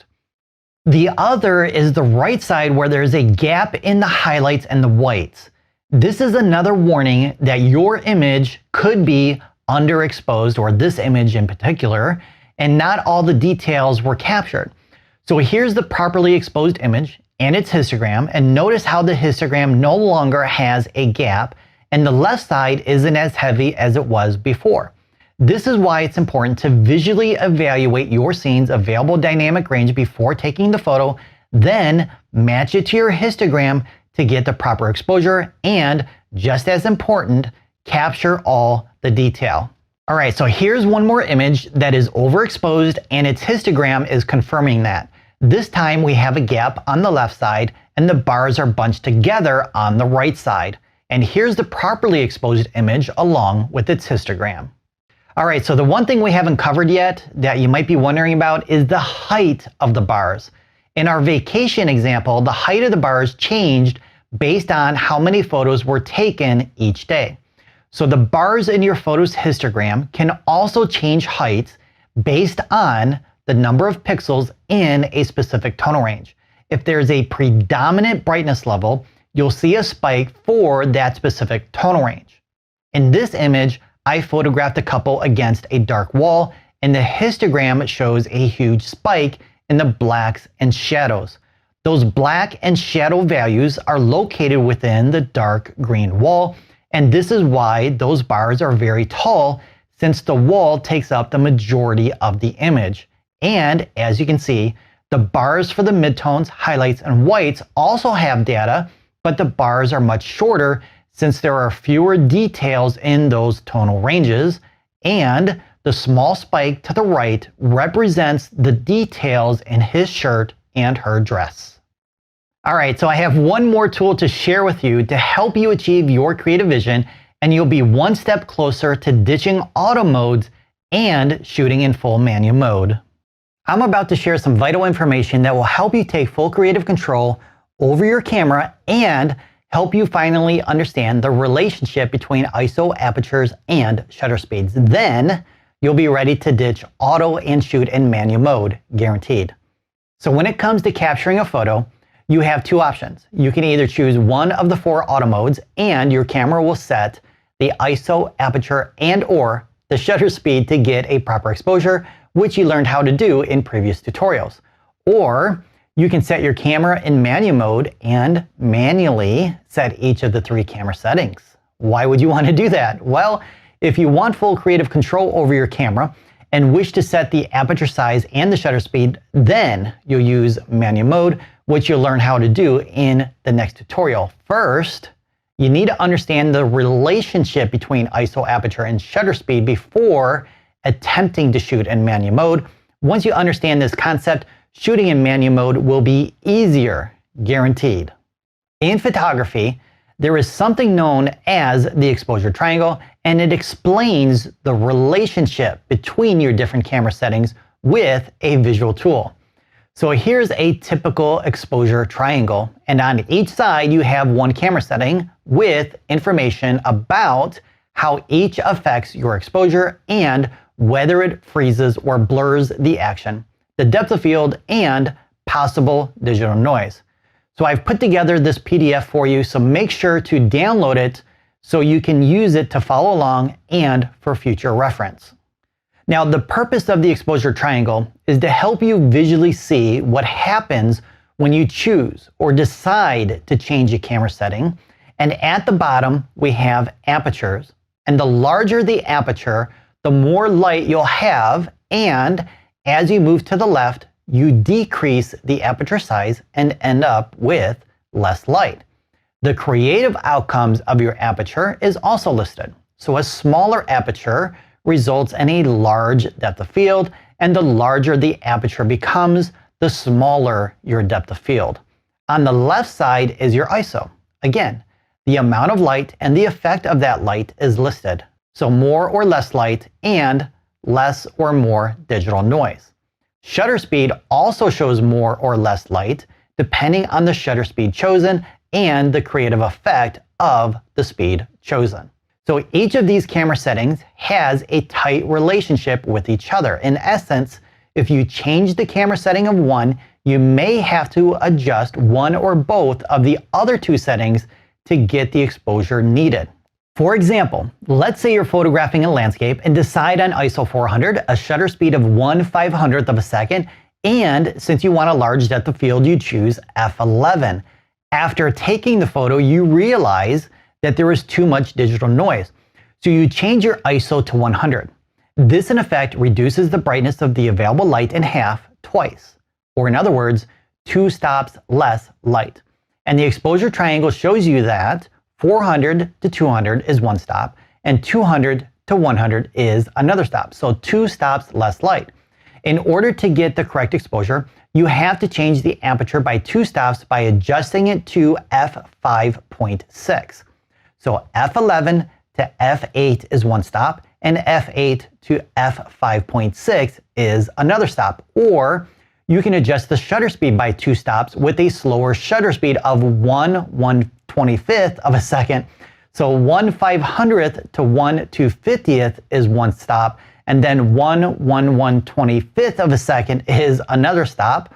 Or you can adjust both the shutter and aperture by 1 stop each. In that case, you can go to f8 and 1/250th of a second for 2 full stops, and the choices you make to your aperture and shutter speed depend on your creative vision for the shot and whether or not you can hold your camera still at a slower shutter speed. All right, now that you understand the relationship between your camera settings and how it affects your exposure, you're ready to shoot in full manual mode. But first, I have to reveal a secret tool that will make it super duper easy to do, guaranteed. So if you're ready to discover that secret tool to finally ditch auto and elevate your photographic skills so you can shoot in full manual mode, let's do it. Now it's time to take full creative control over your camera by learning how to shoot in manual mode. It sounds like a daunting task, doesn't it? Where do you start?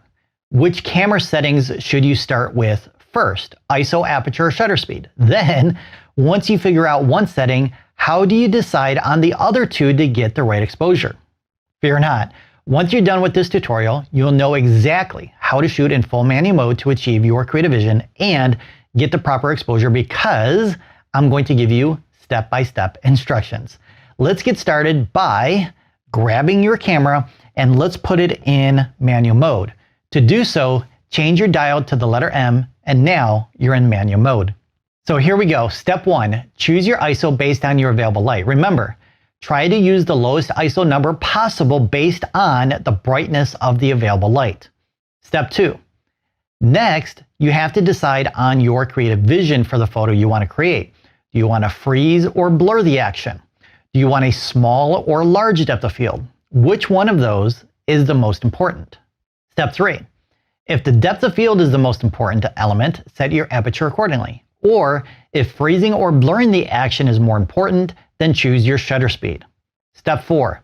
Now it's time to set the third camera setting based on your creative vision to get the proper exposure. And the secret tool you'll use to help you do this is, well, it's not really a secret. So what is it? Well, we talked about this tool in a previous tutorial, and it's called a light meter. So look through your viewfinder to locate it, which is displayed with multiple dashed lines, and it looks something like this right here. So that's the secret tool to help you determine if you have the correct exposure, and depending on your camera, you might have a plus sign on the right, or it might be on the left. So here's how it works. If the marker is dead center, then you can expect that your exposure will be good. If the marker is on the positive side, then your image will be overexposed, and it will be underexposed if the marker is on the negative side. So the goal, of course, is to have a good exposure, and you need to adjust your camera settings until the marker is in the center. The challenge is to balance the camera settings based on your creative vision. So what I recommend doing is starting with the camera setting that will not affect what you want to achieve creatively.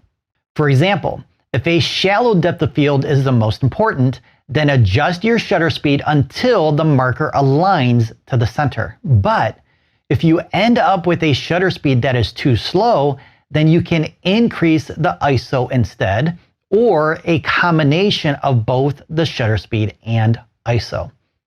All right, now that you know how to shoot in manual mode, your exposures will be perfect every single time. Nope, not really, because remember, in previous tutorials, we covered how your camera sees things differently than you based on 18% gray and the different metering modes that alter how the light is, well, metered. That's why it's imperative that you understand the dynamic range of a scene and use your histogram to confirm the existing range of light to ensure you have a proper exposure based on what you're trying to photograph. So if you skipped any tutorials, then I recommend going back and watching everything to fully understand your camera, and then, and only then, will you be able to master your camera and exposures.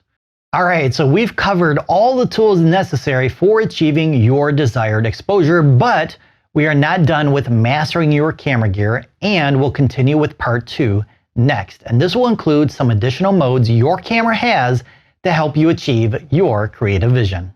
Are you ready to continue elevating your photography skills to master photography? Awesome.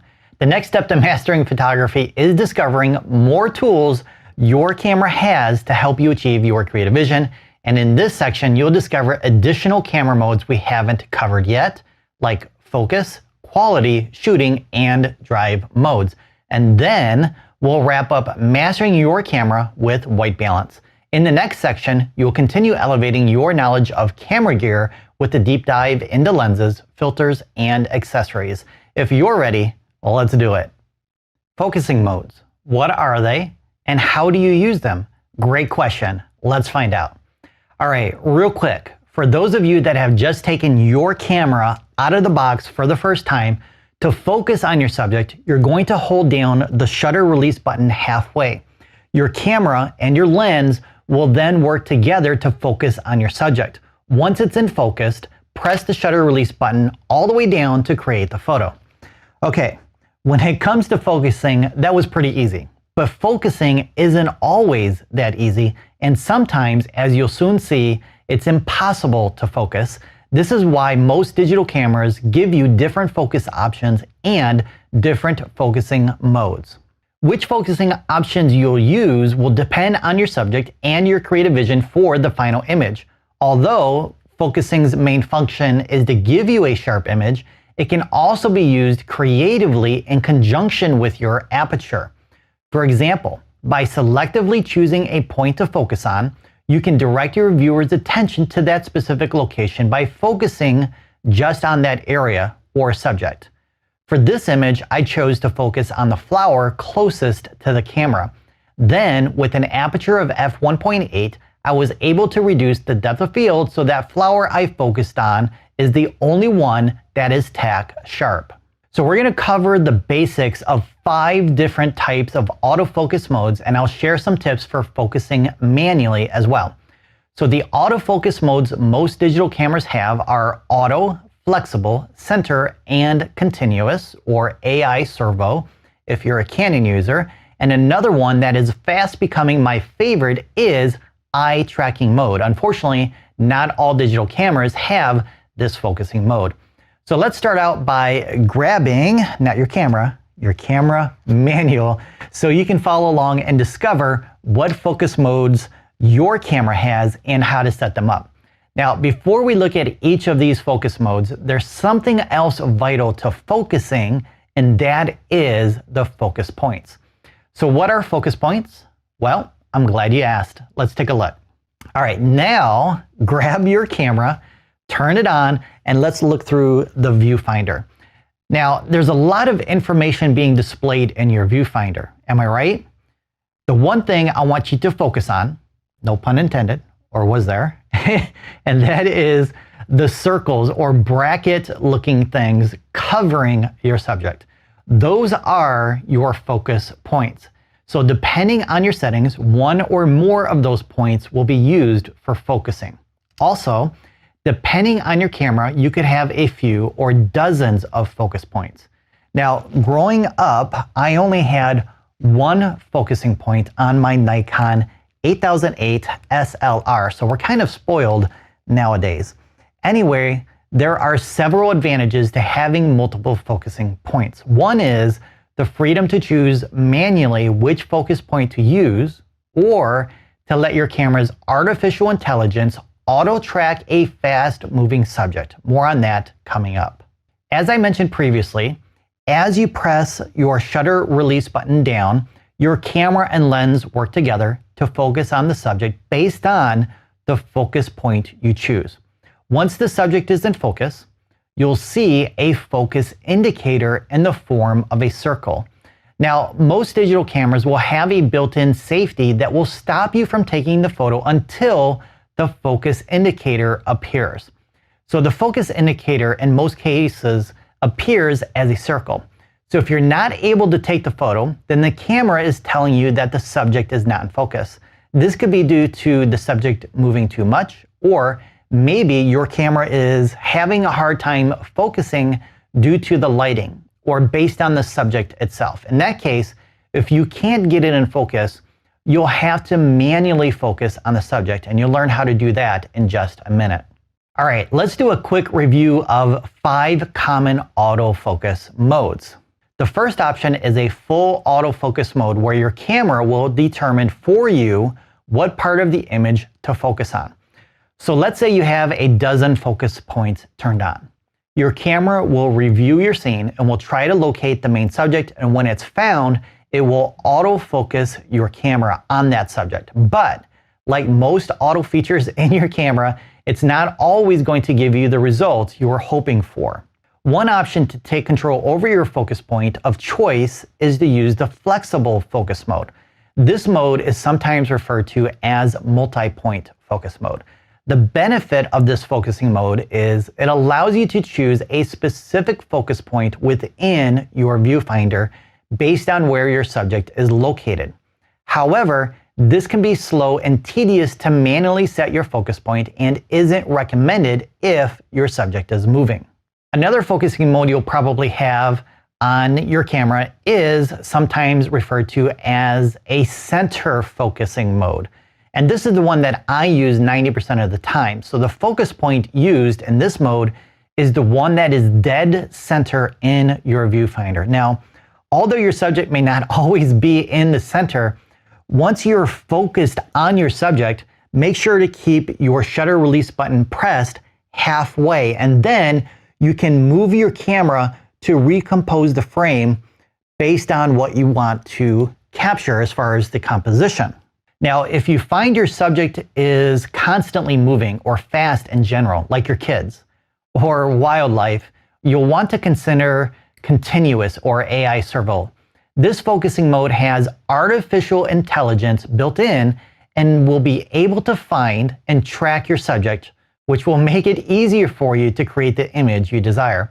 When using this mode, you'll need to keep your shutter release button pressed halfway down for the focusing mode to continue tracking and focusing on your subject.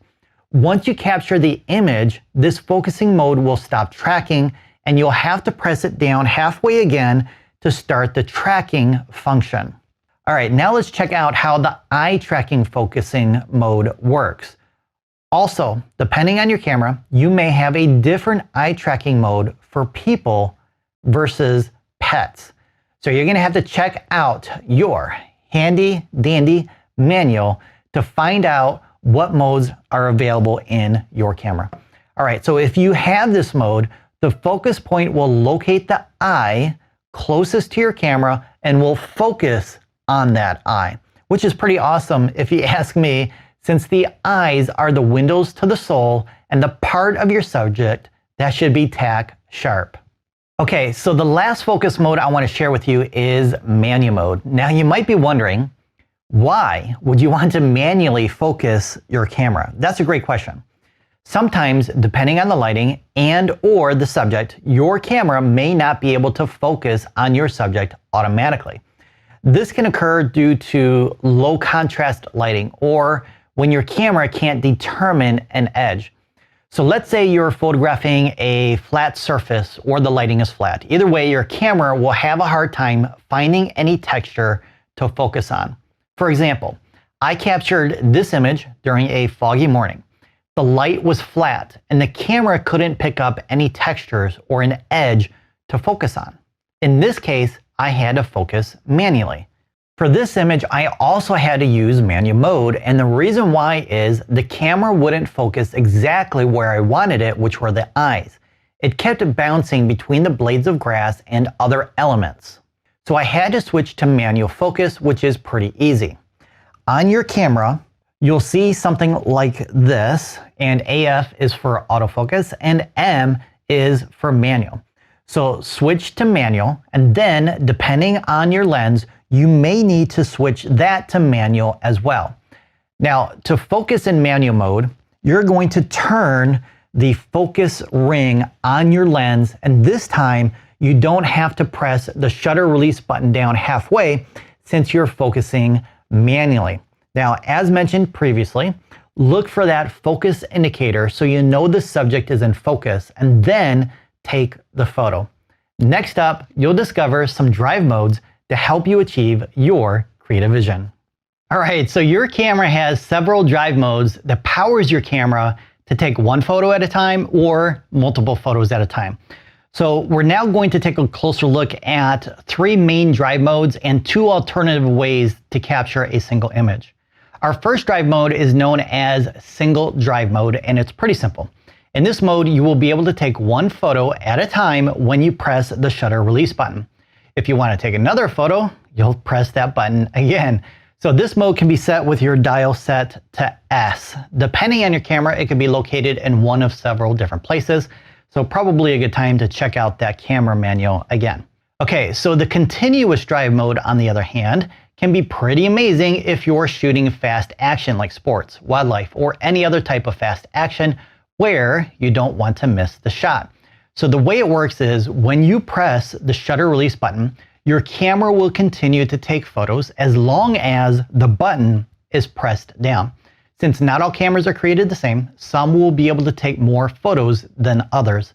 It also depends on the speed of your media card. So if you take a look at your media card on the front here, you're going to see the speed of it. And the higher the number, the faster your images can be written to the media card. So if you plan on shooting in continuous mode, you may want to get the fastest card available for your budget. And as far as the number of images, it could be a few per second or a dozen or more at a time. Again, it all depends on your camera. Another thing your camera might offer is the ability to choose how many photos in this mode. For example, my Nikon D500 has a continuous low and a continuous high mode, which is labeled CL and CH. And in the low mode, it will take fewer photos per second versus the high mode. So just a little bit more flexibility based on what you need. Now, we also have a self timer mode, which is considered another drive mode. And you'll use this when you want a selfie or when you want a photo of yourself with someone else and there isn't anyone around to take the photo for you. To access the self timer, you'll need to dig into your camera's menu to find it and set it up. For my camera, I have different time intervals to choose from, or I can set the exact time needed. Plus, I can choose to shoot more than one photo after the allotted time is up. For example, I could do 10 photos every 10 seconds or every 5 seconds, depending on how I want to set it up. All right, another option for capturing an image is to use a remote release button. So this remote release trigger I picked up around 20 years ago or last century, and it's basically hardwired directly to my camera. But in the 21st century, some cameras use a wireless remote control. Either way, in this drive mode, you can remotely trigger the camera to capture your image. Okay, so our final drive mode is known as mirror lockup. And this drive mode is a little unknown mode since it's not always found easily. You may find it tucked away somewhere else within your menu system. So check your manual to see if you have it and where to set it up. So this mode is essential for long exposure photography or when you don't have a tripod and you're using a long exposure. And in this mode, it will help alleviate camera shake. It does this by waiting for the mirror to move up and lock into position before it takes your photo. And the reason why this helps eliminate some camera shake is because the mirror, when it moves up, will tend to vibrate as it moves up and out of the way of your shutter. All right, we've gone over all the different drive modes. Next up is another exposure tool to help you get your desired exposure. This is going to make it easier to get the exposure that you want in case you're having a little bit of trouble with all the tools we've covered so far. So if you're ready for that, let's do it. All right, so in this tutorial, we're going to explore an option to help you achieve your desired exposure. In the previous section, I gave you a lot of tools to nail your exposure. However, it was a lot of information and maybe you haven't really grasped everything presented so far. This is why I want to share a tool your camera might have known as auto exposure bracketing, or AEB for short. So let's check it out. So let's say you're in a difficult lighting situation like the light changing quickly, or maybe you're not sure which camera settings to use. Well, with AEB, you can quickly take 3 or more photos, depending on your camera, with multiple exposures. So the first exposure could be underexposed. The second could be the ideal exposure based on your camera's light meter. And then the third would be overexposed. So this is also a great way to capture detail from a scene with a large dynamic range, and maybe your camera is only capable of capturing 10 stops of light when you really need 14 or more. So what you can do then is you can then merge those 3 photos together to include all the details in the shadows and highlights. And this is also known as HDR, or high dynamic range photography. Now the question is, how many stops does your camera offer? Well, again, you're gonna have to check out your camera manual to learn how to set it up, including the different variations or amount of stops that you can use. For example, you might have the option to alter the exposure brackets by 1 stop each, or possibly 2 stops each. So if you have 2 stops available, that would mean your first and third images would be 2 stops over and underexposed. Now, if you're shooting in continuous drive mode to take multiple photos at one time, and you want to shoot with the auto exposure bracketing mode, you can do that with most cameras. So as you press your shutter release button all the way down and continue to hold it, your camera will take 3 photos at different exposures and will continue to create 3 more photos until your media card can't keep up, or if you've reached your camera's capabilities to shoot multiple photos at one time. All right, next up is quality modes. So if you're ready, let's check out the options you have to help you achieve your creative vision with quality modes. All right, so quality modes refer to the file format that you choose for your photos. And previously, I mentioned how I recommend shooting in RAW, and that's what I personally shoot in as well. Now, depending on your camera, you may have another option known as TIFF files. Personally, I think TIFF files are overrated and I've never used them myself. So I'll leave that up to you to decide if you want to use them or not. So one of the drawbacks to using RAW files is they are much larger in size compared to JPEG files. But I believe the price of media cards and hard drives are at a point where prices are very reasonable compared to where they were 2 decades ago. So for me, the price of storage isn't a problem, and I have no issues with the larger RAW files, and your situation might be different. So what I'd like to do now is give you more information on the differences between RAW and JPEG files so you can decide for yourself which file format is best for you. So previously you learned how your camera works, and you may remember how I said your camera edits your files before it saves them to your media cards. So let's check out this graphic that shows you the steps of your photo being processed in camera. And we're going to go over JPEG files first. So you set your camera to the JPEG quality mode and you took a photo. Before it's saved to your media card, your camera processes the information it received from your sensor and other camera settings you chose, like the white balance, which you're going to learn about soon. You can also choose the color space, the bit depth, and more. So your camera takes that information along with the exposure data, like the brightness levels of the light that was captured, and it sends it to your camera's processor. So the processor reviews all that information, and in order to save it as a JPEG file, it has to compress that data. In other words, your camera is saying to you, sorry, the detail in the clouds, you don't need those. So I'm going to discard that information or that detail because I can't fit it into the JPEG file. Or I can't fit that detail in the shadows into your JPEG file, so I can't save that information either. So let's say you end up with an image that is too bright with less detail than was visible to your eye at the time of capture. And since you already took the photo, you can't recover any of that missing detail when you edit that image, since that detail was thrown out when you created the photo and saved it as a JPEG file, which means you have a lower quality image.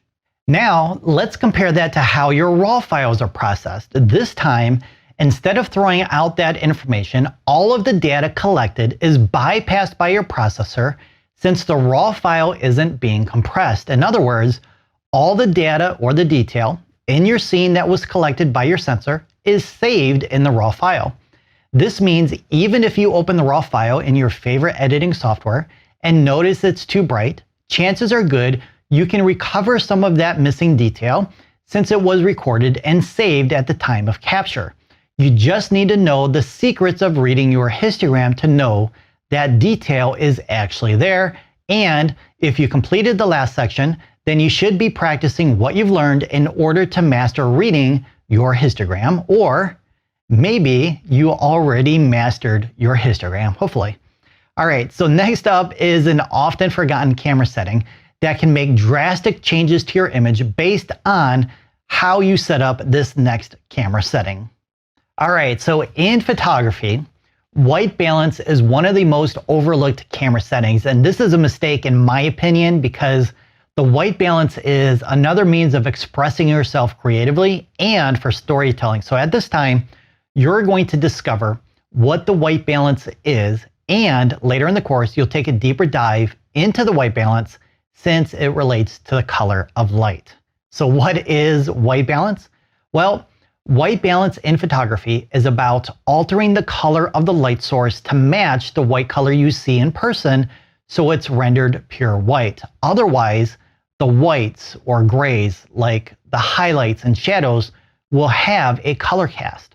This color cast can be detrimental to your image, or it can be pleasing to the eye and even artistic. For example, if the whites in your scene appear yellow or blue, they will be pure white after choosing the correct white balance in camera. Now, although you can do this in post-processing, change the white balance, it doesn't always give you the result you want, especially for those that prefer shooting in JPEG. So choosing your colors or picking the white balance is part of the equation for creating exceptional photos. The others include light and composition. All right, so there's a few different ways to choose the white balance in your camera. And we're gonna go over the easiest ways for now, and later in the course, I'll share some pro tips for dialing in the exact white balance for your creative vision. And depending on your camera, you're going to find a dial that lists some common white balance options.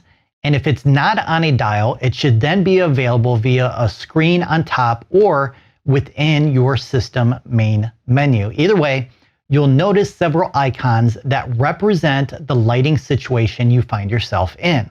All right, so these white balance options are known as pre-made white balance settings. These settings were created by your camera's manufacturer, and they have determined the color of light based on those situations. Some common white balance settings are sunlight, cloudy, flash, fluorescent, shade, and more. So when you're outside shooting on a sunny day, you'll switch the white balance to sunlight, and your image will be properly balanced based on the pre-made setting. Now, if you're not happy with the color balance, you can choose to manually set the color with an option known as the Kelvin temperature, or you can spend more time editing your photo by dealing with it in post-production. If you want full creative control over your white balance, make sure to check out the white balance deep dive section. All right, so that's it for mastering your camera. We're not done exploring camera gear though, since we need to explore lenses, and we'll do that in the next section. All right, it's time to explore another vital element of the first key in creating amazing images, and that is to discover all that lenses have to offer for capturing your creative vision, because without a lens, you wouldn't be able to harness the light of your scene to capture your photo. In essence, all lenses have one basic feature, and that is to funnel light through the lens into your camera's sensor. There's a lot of options when it comes to choosing a lens, and we can place them into two main categories, which are prime lenses and zoom lenses. Within those two categories, there's a variety of lenses that can be further refined into 4 different topics, 3 of which are defined based on their field of view, and those are wide angle, telephoto, and standard lenses. The 4th topic is all other types of lenses that can be referred to as specialty lenses. If you're ready to elevate your knowledge of lenses, let's do it. All right, prime lenses and zoom lenses, what are they? Well, a prime lens consists of one fixed focal length, and a zoom lens, on the other hand, allows you to choose from multiple focal lengths. So zoom lenses sound awesome since you have multiple focal lengths in one lens, and it makes you wonder why you'd want a prime lens. Am I right? Well, there are some advantages and disadvantages for both. So let's review those.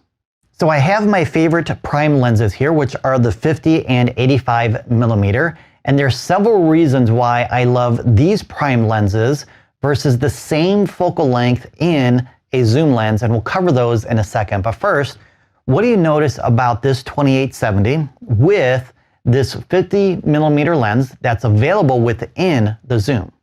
Well, the prime lens is smaller and it's lighter, but you're saying I have more focal lengths with this versus this, and you're correct. So with the zoom lens, I have dozens of lenses versus one with the 50, yet I prefer this versus this, and here's why. So prime lenses are much more affordable than zooms.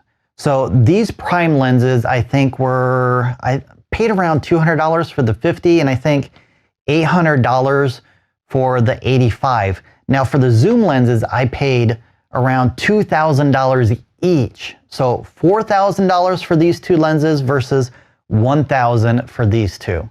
Now, as far as quality or the sharpness of your image, a prime lens will yield a sharper image. Overall, prime lenses will give you a better quality image compared to a zoom lens. And one of the main benefits of a prime lens is that they typically come with very large apertures, which gives you a couple of advantages. One, a larger aperture will allow you to collect more light and shoot in low light situations. The other advantage of a larger aperture is the ability to blur out your image, and this will help your subject pop much more versus a smaller aperture, which you learned about earlier in this course.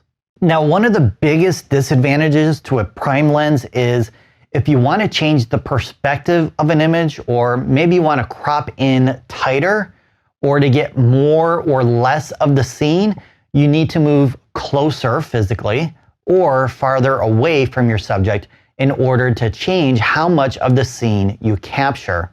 And when it comes to a zoom lens, the biggest advantage is having those multiple lenses or focal lengths built in, which will allow you to zoom in versus moving closer to your subject or zooming out. Now, when it comes to the aperture for zoom lenses, you'll find that some lenses will not be able to use the largest aperture throughout the different focal lengths. For example, this kit lens that I bought back in 1989 has a focal range of 35 to 70, and the maximum aperture is 3.3 to 4.5.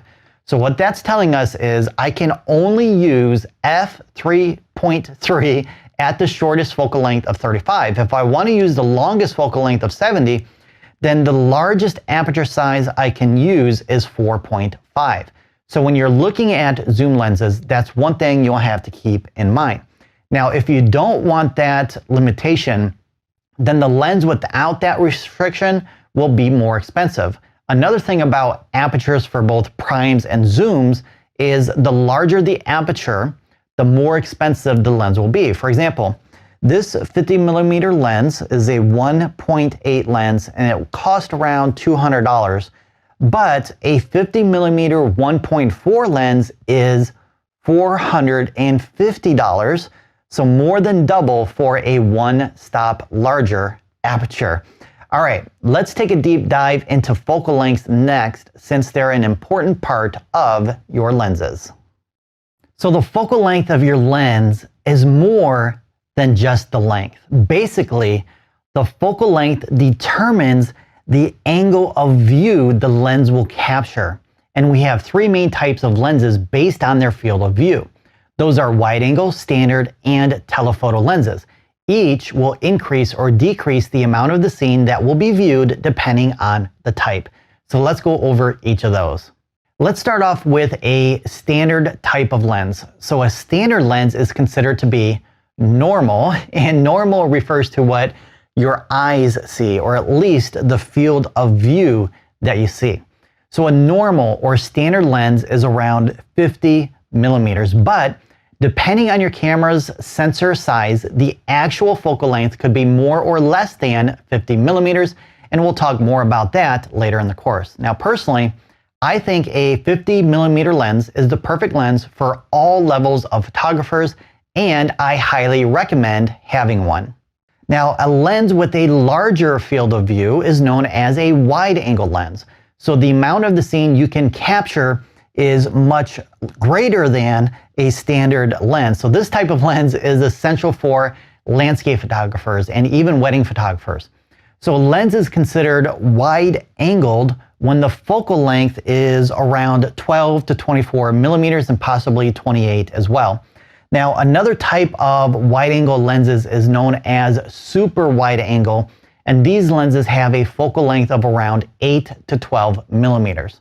Now, when it comes to very long lenses, like my 70 to 200, these are known as telephoto lenses. They're kind of like mini telescopes that allow you to capture subjects that are far away. And the result is a shallow field of view. So focal lengths of around 100 to 300 millimeters are considered a telephoto lens. But if you have, let's say, a 500 or 1000 millimeter lens, they're referred to as super telephoto lenses, and they're very, very expensive.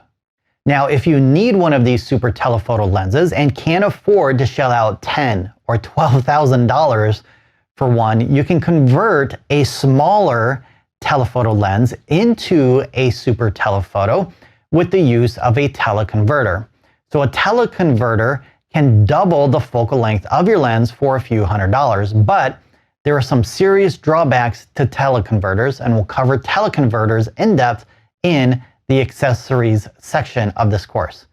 All right, we're now going to wrap up the last of the 4 lens topics, which are specialty lenses, and you'll discover 4 popular types coming up next. All right, so we're now going to cover the 4 most popular types of specialty lenses, and this means there's actually more than just these 4, and we may cover those in a future tutorial.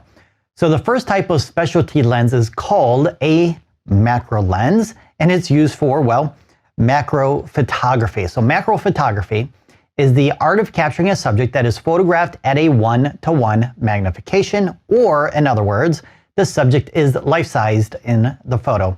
But most people use the term macro photography to refer to any photo that is a close-up of teeny tiny subjects or details of a subject. For example, this image of a millipede was captured with my macro lens, and I often used a macro to capture wedding rings when I was a wedding photographer.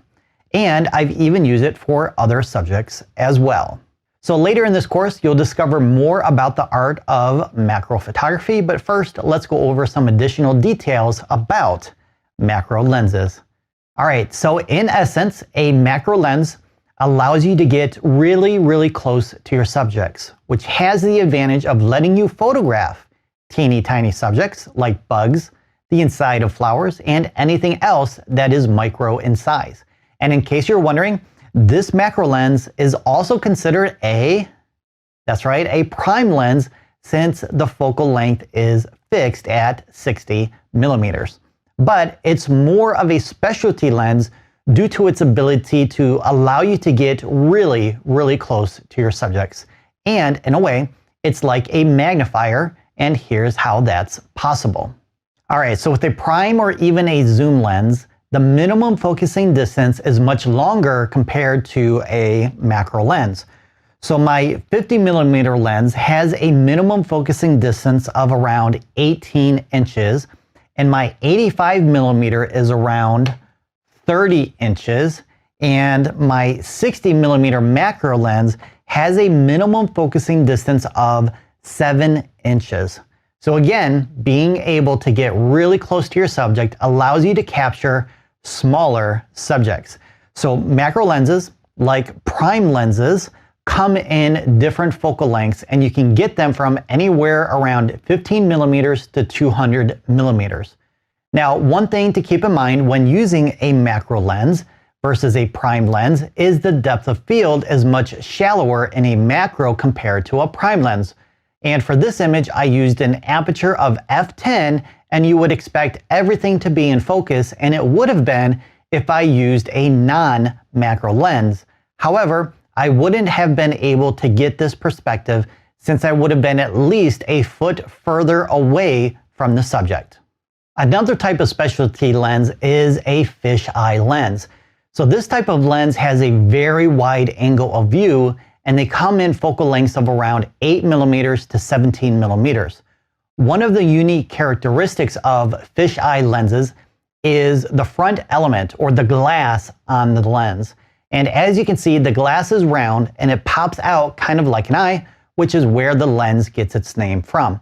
Another thing you're going to notice with super wide fisheye lenses, like an 8mm lens, is that the image you take is encompassed in a circle like this photo here. Another characteristic you'll find when taking photos with a fisheye lens is that they tend to distort vertical and horizontal lines, and the shorter the focal length, the more distortion you're going to see in your photo. For example, in these images, you can see that the vertical and horizontal lines are distorted. Now, the thing that I love about fisheye lenses is they do cover a great angle of view and can provide another creative option for your photos, but then again, you do get that distortion, and that's why this is a specialty lens, because the use of it is limited based on what you're trying to achieve or your creative vision. So a tilt shift lens is another specialty lens, but this one has a more practical use versus the fisheye lens, and it also has a creative aspect to it.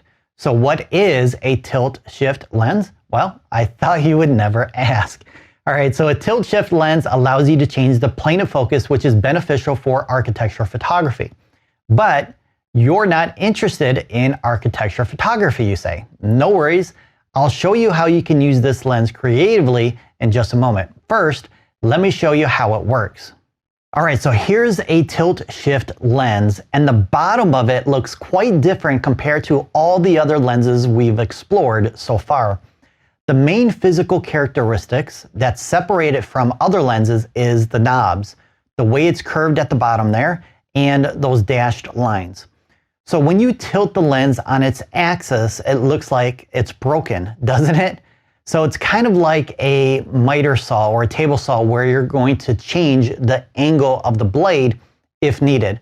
So you're basically doing the same thing, except instead of a blade, you're changing the angle of the lens. This causes the perspective of your scene to change in relation to the focus plane of the lens based on the angle you choose. Let's look at some images to see the benefits and creative ways you can use a tilt shift lens. All right, so we have a photo here on the left that was taken with a non-tilt shift lens, and the one on the right, you can see the same building that was shot with a tilt shift lens this time. And take a closer look at both images. What do you see? So the building captured with the tilt shift lens is no longer leaning or tilting. So the tilt shift lens is an awesome lens for architecture because it does allow you to change the perspective very easily within the camera versus trying to have to fix it in Photoshop or Lightroom. So if you have a desire to become an architectural photographer, then a tilt shift lens would be the tool of choice for that field. But let's say you have no desire to take photos of buildings.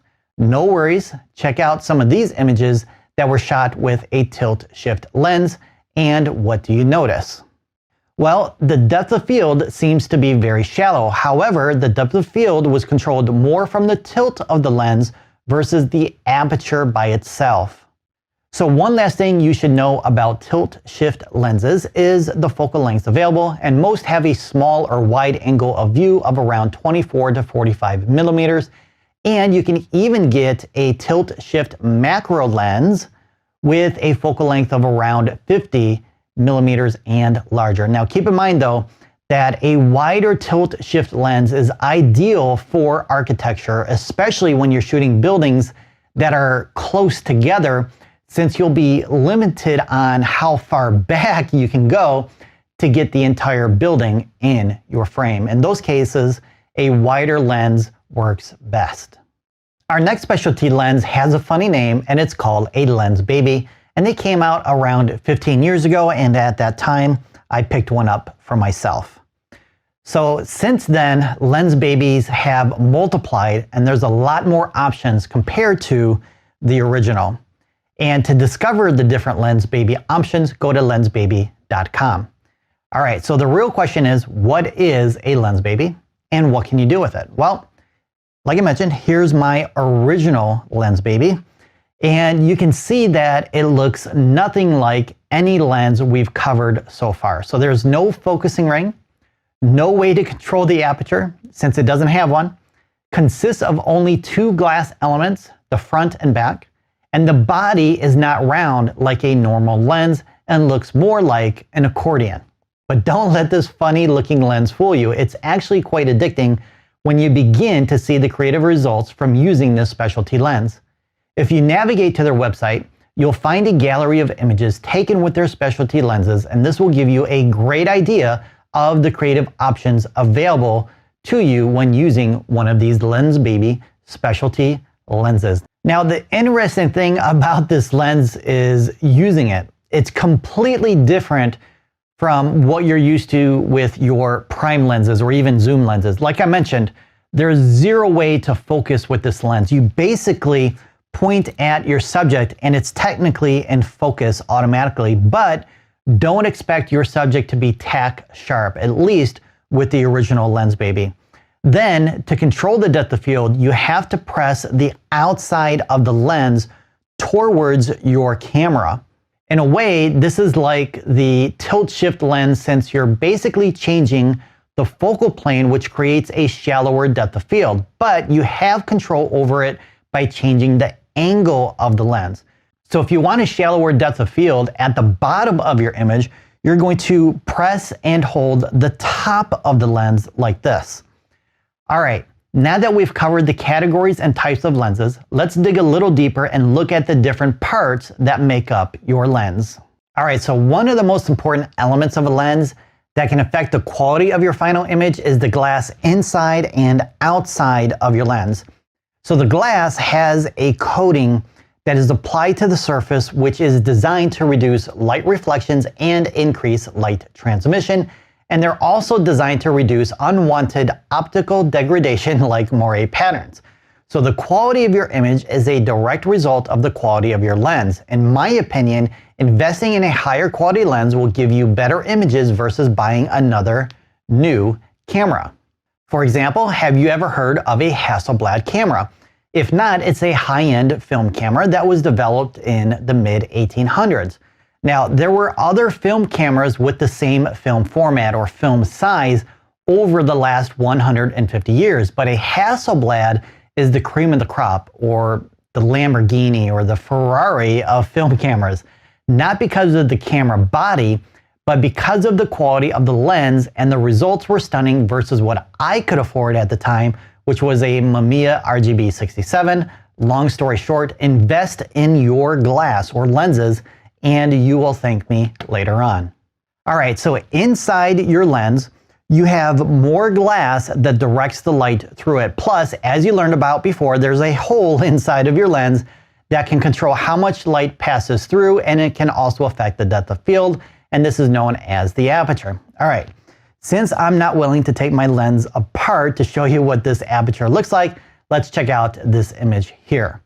So this mechanism is known as the diaphragm, and it consists of multiple blades. And when you adjust your aperture, the blades contract or expand to create the size of your hole. All right, now let's take a look at some other parts of your lens here on the outside. One is the focus ring, and you'll turn this manually to focus if you need to, which we talked about previously. Then, if you're using a zoom lens, you'll have this ring here that you can use to change the focal length of the lens, and it should include some numbers here that represent the focal length. So it's not going to show every single focal length since there are over 100 options for this lens alone. And instead, it's just going to show several focal lengths as a guide. Now, for your prime lenses, this 85 millimeters is an 85, and I know that because on the outside here, it's showing the focal length right here, and as you can see, it says 85 millimeters. All right, we're now going to cover name brand lenses versus third-party lenses next. All right, so when it comes to buying lenses, you have two main choices when it comes to the manufacturer of a lens. You can either purchase from brand names like Nikon, Canon, Sony, or whatever the manufacturer of the camera that you have, or from third-party manufacturers like Tamron, Sigma, and Tokina, to name a few. So the question is, do you go with the name brand or off-brand? Well, it all comes down to your quality expectations and your budget. Overall, brand name lenses are going to be of a higher quality, more dependable, and guaranteed compatibility. Lenses from Sigma, Tamron, and others are going to be more affordable, but the sharpness of the lens may not be as good as the name brand equivalent. As for compatibility, third-party lens creators make lenses for the most popular cameras like Nikon, Canon, and Sony. Now, another advantage with third-party lenses is you may find focal lengths not available from brand names. For instance, Sigma has an 18-35 zoom lens with a large aperture of 1.8. And the cool thing about this lens is regardless of the zoom range you select for it, you can use the 1.8 aperture throughout the different zoom ranges. And as of this recording, that option or that lens choice is not available from some brand names like Nikon. So when it comes to buying lenses, you'll have to do a little more research to find out which options are best for you. Covering all the different aspects of lens characteristics is way beyond the scope of this photography class. But when it comes to buying a lens though, you have another option, used or new. Plus, if you're going to be buying used, do you get a modern or retro lens? Let's explore your possibilities and then you can decide whether or not used is good enough for you.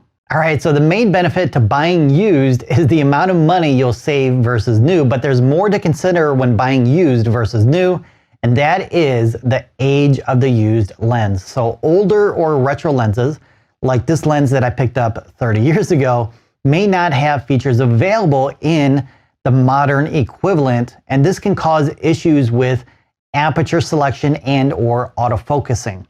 So if we take a closer look at this lens, you'll notice it has an extra number here with some numbers on it. So these are the aperture values for this lens. Unlike its modern equivalent, the apertures are fixed to these numbers, whereas the modern lens is capable of more aperture values in between.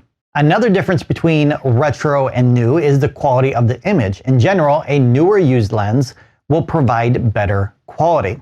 So if you can live with some of these disadvantages or the compatibility with features of your camera, an older used lens will typically be less expensive versus a newer modern used lens.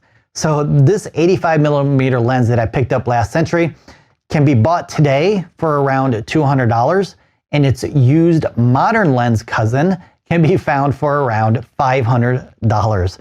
All right, you are now ready to begin exploring and discovering how to harness and master light, which is the second key in creating amazing images. If you're ready for that, let's do it. What is the true meaning of photography? Well, get ready to have your mind blown with the following fact. The word photography was created from Greek roots. So photos means light and graphy means drawing. Together they mean drawing with light, or as I like to say, painting with light. How cool is that? So photography is essentially an art form whereby you use light to draw with or to paint with. So without light, you cannot capture the scene and won't be able to create a photograph, and it's easy to demonstrate. So grab your camera and your lens cap and put it on. Now try and take a photo. Well, you didn't capture an image, did you? I know, obvious. But this demonstrates that light is the #1 ingredient for creating photos. Now, once you fully understand what light is, its qualities and characteristics, you can then use that knowledge to shape your subjects based on your creative vision. But I have some bad news. This is not something you are going to be able to master overnight, or even weeks, months, and possibly years.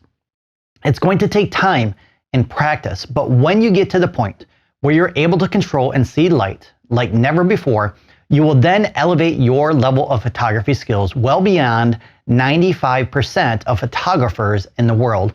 If nothing else, this section should be the one that you continue to study and come back to over and over again, and do so as long as you need until you're able to achieve the status of Light Master. So my recommendation is to save this photography class to watch again in the near future. So every lesson in this section is essential to understanding how to become a Light Master, and each lesson is in a specific order to help you understand light and builds on the next lesson. So make sure you don't skip anything. Now, in the premium class, I've included free PDF files that include additional information about each section to help you continue elevating your light mastery. Next up is discovering where light comes from. So if you're ready to get started on that, let's do it. All right, we're now going to take a quick look at some places where light comes from. We're not going to go over every possibility, otherwise we would be here all day. So let's take a quick look at some of the more common sources of light, and then we'll go from there. So light can come from two basic places. It can either be natural light or it can be artificial light. So some of the natural light that we can use to paint with are the sun and even stars. As for artificial sources of light, we have a lot more options. So artificial light sources could include speed lights, strobes, ambient light like lamps, or fluorescent lights. Each of those different types of light provides different characteristics as far as intensity, quality, and even the color of light, all of which should be observed prior to creating your image. And then with the knowledge that you're going to gain throughout this section, you will be able to paint with that light based on your creative vision. All right, now that we know where light comes from, let's take a look at what light actually is in the next lesson. Light. What is it? Yes, that's an obvious question, but what is it truly? Well, I have to warn you, we're going to get a wee bit technical, but don't worry, I'll keep it short, and rest assured this will help you better understand the characteristics of light. And then with this knowledge, you're going to be able to control those characteristics, and you'll learn more about that in an upcoming tutorial. So here we go. Light is part of the electromagnetic spectrum, which ranges from radio waves to gamma rays. Electromagnetic radiation waves, as the name suggests, are fluctuations of electric and magnetic fields which can transport energy from one location to another. Wow. All right. So that's some pretty deep stuff right there. Wouldn't you agree? So what does this exactly mean in terms of how you can use light for photography? Well, light is basically a range of those electromagnetic spectrums that are visible to the human eye. And as you learned about in previous tutorials, your camera is very similar to your eyes. Therefore, those range of spectrums is also visible to your camera. And this is going to make a lot more sense as you go throughout the rest of this section. Now, based on your eyes, there are other ranges you can't see. Those light spectrums would be X-rays, ultraviolet rays, radio waves, and some others as well. All right, now that you know the technical term of what light is, let's take it a bit further to better understand what light is really all about. Okay, you now know that what you can actually see is based on an electromagnetic spectrum range, and within that range, you can only see a certain amount of that light. So within that visible light spectrum, there are different wavelengths of light. And based on those different wavelengths, your eyes will transform them into different colors. Then, within those wavelengths, you have different lengths of light, the shortest of which is violet and the longest is red. Then, in between those two colors are the following colors of light: orange, yellow, green, blue, and indigo. Now, when all of those colors are combined, we end up with white light, like from our sun. Then, when that white light goes through a prism, the different wavelengths bend in different amounts and different colors start to appear. You will then see the full spectrum of colors in order from longest to shortest, and this range of colors can be seen in nature when you take a look at a rainbow. Now, before we take a deeper dive into Lightroom itself, I have a question. What if your eyes were a high-end camera sensor? What would your specs be? Let's find out. In previous tutorials, we covered how your eyes are similar to how your camera sees the world. I'd like to delve into this a little bit more to refresh your memory and, as a reminder, to see the light before you capture it and compare it to what your histogram is telling you about the light you captured. So the basic fundamentals of how your eyes and your camera sees light are very similar, and there are some differences as well. So let's take a look at both. All right, so check this out. Both your camera and your eyes are basically made up of the same parts. To paint with light, you need a lens to allow the light into your camera. With the lens on your camera, the light is filtered through an aperture into the sensor when the shutter opens, of course, which is then recorded to your media card or film if you're shooting old school. And then for your eyes, they also have a lens, and the light is then filtered to the back of your eyes into the retina and then transmitted to your brain where it's stored as a memory. So those are the basic similarities, and let's take a look at the differences. All right, so in previous tutorials, you discovered that your camera cannot record exactly what you see, and it basically comes down to the technical limitations of your camera's technology versus your eyes. And your eyes are much more complex and can decipher larger ranges of highlights and shadow details versus your camera.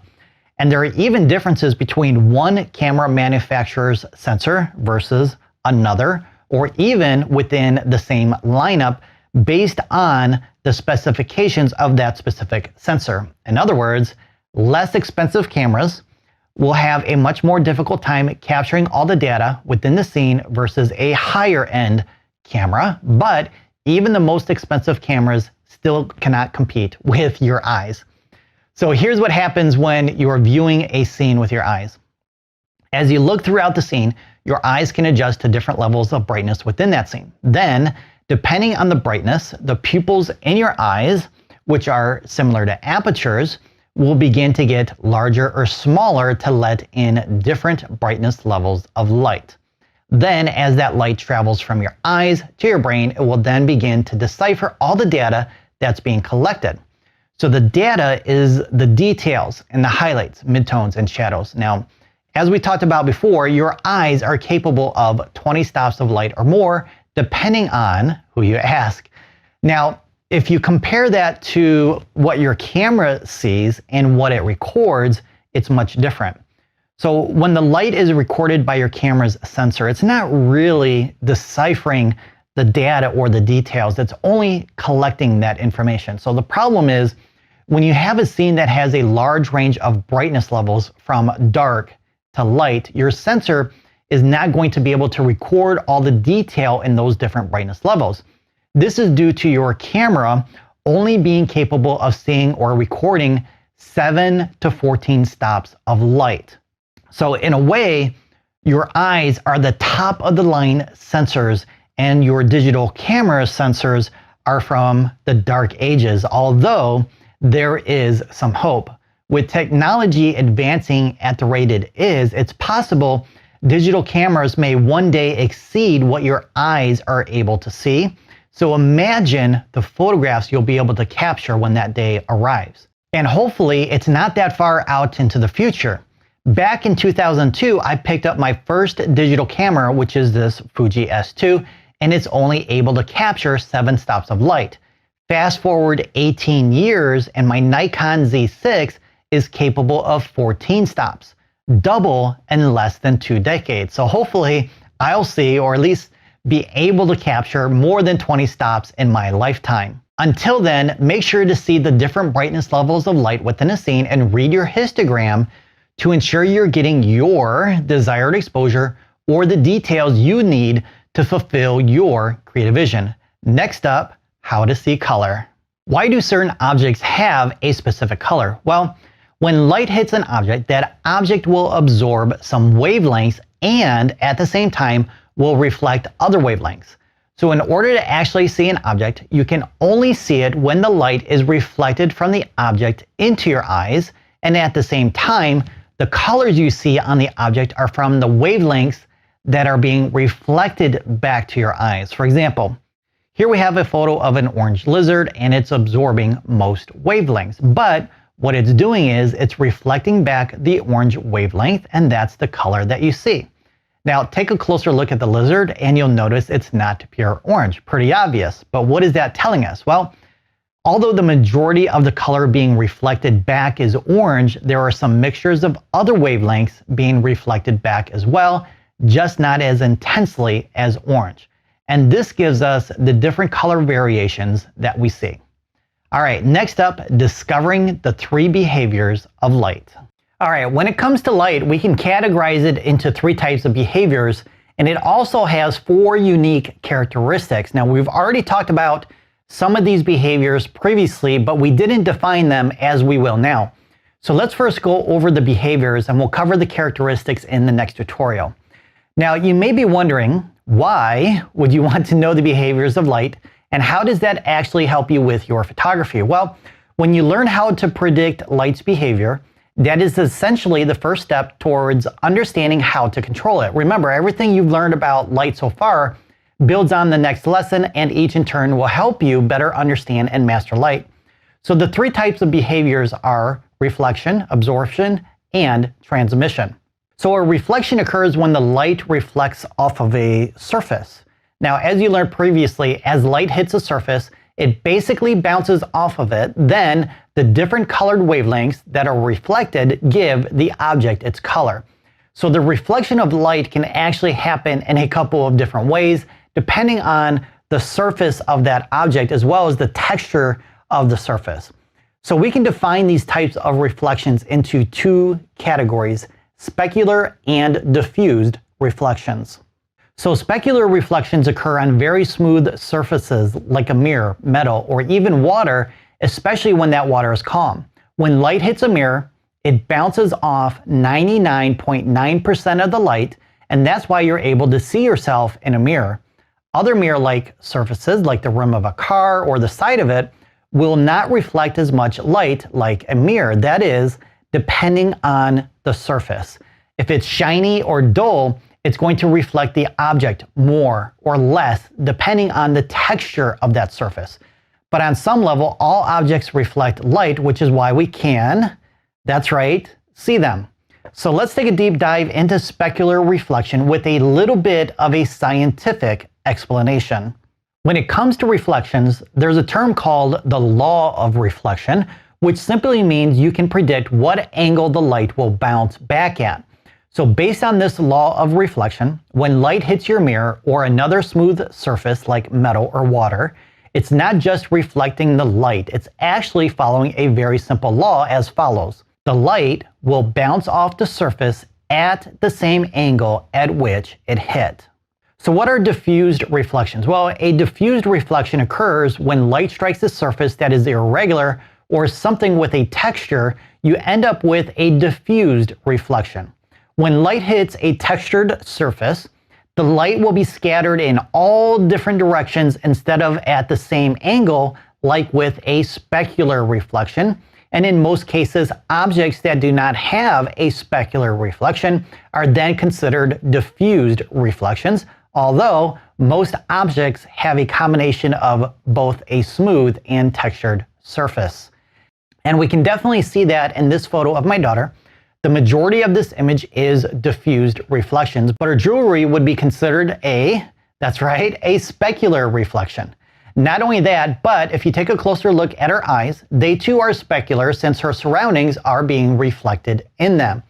So the type of surface and the amount of texture will determine if it's actually specular or diffused reflections. So here's a quick pro tip for those of you that shoot portraits and pets. One of the biggest mistakes I see from portrait photographers are eyes that are very dark or almost pure black. If you light your portraits properly, the eye should have a reflection of the surroundings or at least a catch light. And you should be able to decipher between the pupil and the iris since one has color and the other is black. Alright, so the second behavior of light is being absorbed by the object or the surface. Every object absorbs some wavelengths of light and reflects others. Anything being reflected, as you know, is the color you see. But when it comes to the light being absorbed, it can alter elements in regards to how bright or dark it is. For this image, the available light is evenly spread throughout the scene, yet there's a large tonal range of light values. The water itself is reflecting more light than the rock formations, and the rocks are then absorbing more light, and that makes them darker. All right, so the third behavior of light is transmission. So transmission is when light hits an object surface and then passes through it. For example, when light passes through a window, that is transmission in action. There's also another type of transmission called diffused transmission, and this is similar to diffused reflections in that the light will be scattered, but the difference is the light doesn't scatter until it passes through a surface. In this image, diffused transmission is occurring when the sunlight travels through the clouds. Another thing that can happen with the transmission of light is when it passes through an object filled with a color, it will then pass on or transmit that color onto another object. And in this image, we have a large canvas tent covering our main subjects, but it's not blocking the light entirely. Some of that light is transmitting through it, and the color of the canvas, which has a bit of a yellowish tone to it, is being cast onto the subjects. All right, so those are the three behaviors of light. Next, you'll discover the four characteristics of light. All right, so far we've covered a lot about the technicalities of light, and it's all led us to this point in elevating your mastery of light. What you're about to learn is going to change how you currently see light, and it all has to do with the four characteristics of light. This includes the quality, intensity, color, and direction of light. Each of these is essential to understanding how to use light to achieve your creative vision. So let's start off with the quality of light. In essence, the quality of light is basically determining whether or not the light is soft or hard. But you're probably wondering, how can light be soft or hard? Well, let's take a look at two images, and this will better illustrate the difference between hard and soft light. So our first image here on the left is considered to be hard light, and the image on the right is considered to be lit with soft light. And you'll notice that the highlights are very bright and the shadows are very dark in the first image. Plus, the edges of the shadows have a hard edge to them. If you compare that to the other image, you can see that the highlights are not as bright and the shadows are not as dark.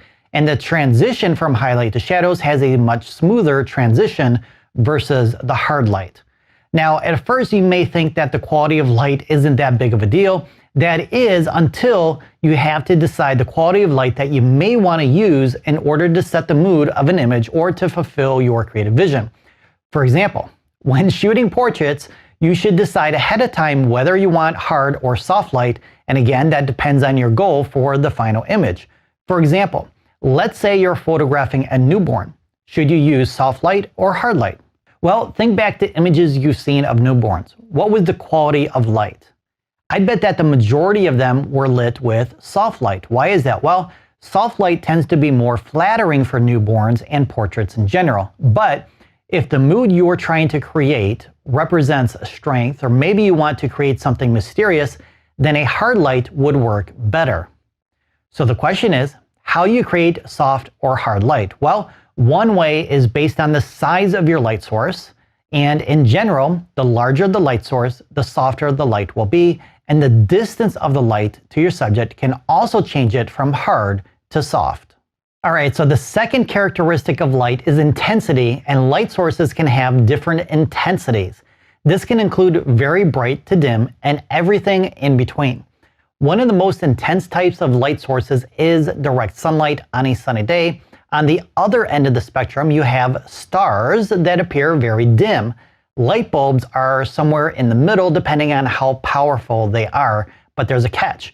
The closer you are to a light source, the more intense it's going to be. For example, If you're reading a book next to a lamp, the light will be fairly bright. But if you move 100 feet away from that lamp, it's not going to be as bright or as intense.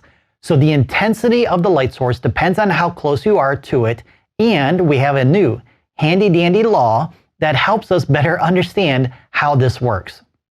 So let me introduce you to the inverse square law.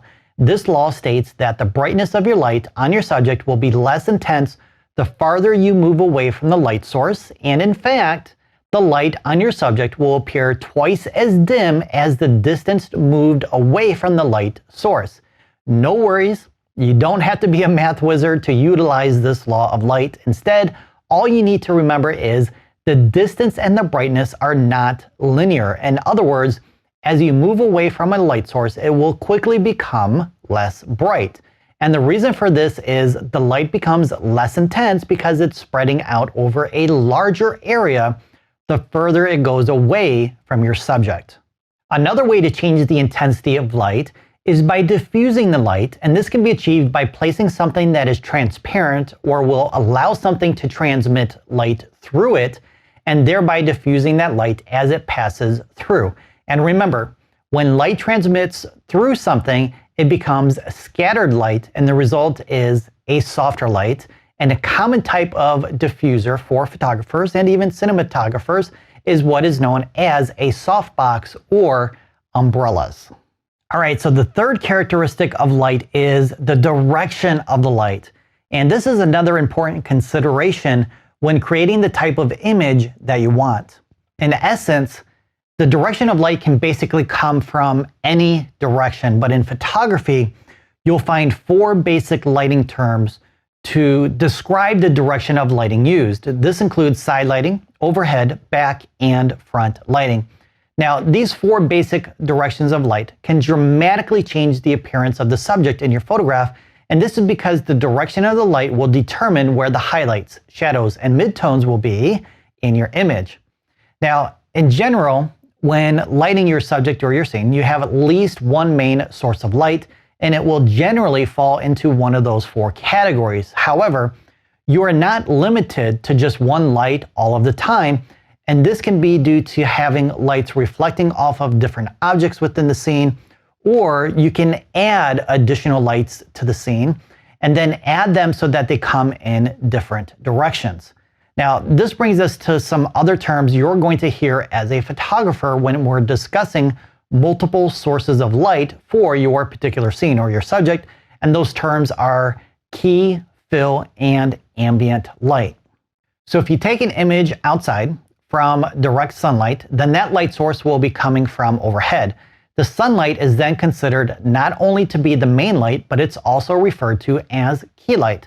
Now, this type of lighting is unflattering because it can cause deep shadows in people's eyes. Now, what you can do in that situation is use another light source, which will be known as the fill light, and this type of light will come from a direction either from the side or in front of the subject, and by doing this, you will add light into those shadow areas created by the overhead light, and it will create a more pleasing portrait. And it's even possible to have a third type of light that already exists in the scene, like a lamppost. Or if you're shooting inside, then maybe there are lamps in the background, and this creates what is known as ambient light. All right, so the 4th characteristic of light is color. Now, as you may remember in a previous lesson, we talked briefly about the technicals of light and how different wavelengths create the colors of light. And what we're going to do now is we're going to go over how different sources of light will emit different colors of light. What it basically comes down to is different light sources will produce different colors of light, and the general range of colors goes from red to white to blue. And in photography terms, this color of light is measured on a temperature scale. And one of the terms you're going to hear in photography when it comes to the temperature of light is the Kelvin temperature. So the Kelvin temperature is basically the scale on which different light sources are placed within that scale based on the colors they emit. So red is going to be very warm, and on the opposite end of the scale, you will have blue, which would be considered cool. Now, a sunrise, for example, will emit a very warm color of light in the yellow to orange to red colors. Tungsten lighting will also emit a warm color in the yellow to orange range. Now, you could even get a different color from the sun as well when you have direct sunlight. It's not as warm as sunrise or sunset, and direct sunlight in mid-afternoon is going to be closer to yellow to white. In addition to that, the light from the sun will change again on an overcast day. When that light transmits through the clouds, it ends up becoming not only softer, but also cooler or bluer. Then you're also going to notice, depending on the scene, you could have a range of cool to warm temperatures in that same scene. For example, you could have direct sunlight emitting yellow light and also have blue light in your scene as well. And you're going to notice these blue, cooler temperatures in the shadows. So the next time you go outside, take a look at everything around you and try and view the different colors of light within the area that you're viewing. And the thing is, you may not have noticed it before because your eyes automatically adjust to these different colors and we just accept it as it is. But if you make an effort to view those different colors in the different areas of a particular scene and you look for those colors, then you will notice the variety of blues and yellows throughout a scene. And here's the thing, knowing and seeing this light is important when it comes to your photography, and that's because the color of light can affect the mood of your photos, and there's a specific camera setting that allows you to adjust the color of light based on your creative vision. That camera setting is known as the white balance, and you may remember we did cover the white balance previously. To learn more about the white balance and the Kelvin temperature, make sure to check out the corresponding sections in the premium course to elevate your mastery of light. All right, it's now time to take a look at the third key to creating exceptional images, and that is composition. But what exactly is composition? Well, composition is the placement or arrangement of visual elements in a work of art as distinct from the subject. It can also be thought of as the organization of the elements of art according to the principles of art. In its simplest terms, composition means putting it together. So what exactly are we putting together? Well, different elements within a scene make up a particular image, and these different elements could include lines like the horizon of a sunset, or steps leading somewhere, shapes like statues or works of art, color throughout an image, or a main color scheme. Compositional techniques known as the rule of thirds or rule of space, to name a couple of photography rules, and there could be other elements that make up your image as well. This could include people or other subjects that you may be photographing, and even light can play as a compositional element. So how you put all of these elements together in your image will determine if you're able to hold the viewer's interest in the photo. So when someone looks at your photo, does it grab their interest and make them say, wow, that's an amazing photo, and they continue looking at it, study it even, and possibly share it via social media, all of which is the goal of any image you create, isn't it? To create something so amazing that people are in awe of your artwork. Composition can help hold that viewer's attention by arranging the elements to create a mood or a story. Now, on the other hand, if you get composition wrong, then you lose your viewer's interest and your photo becomes just another average photo among the billions created every year.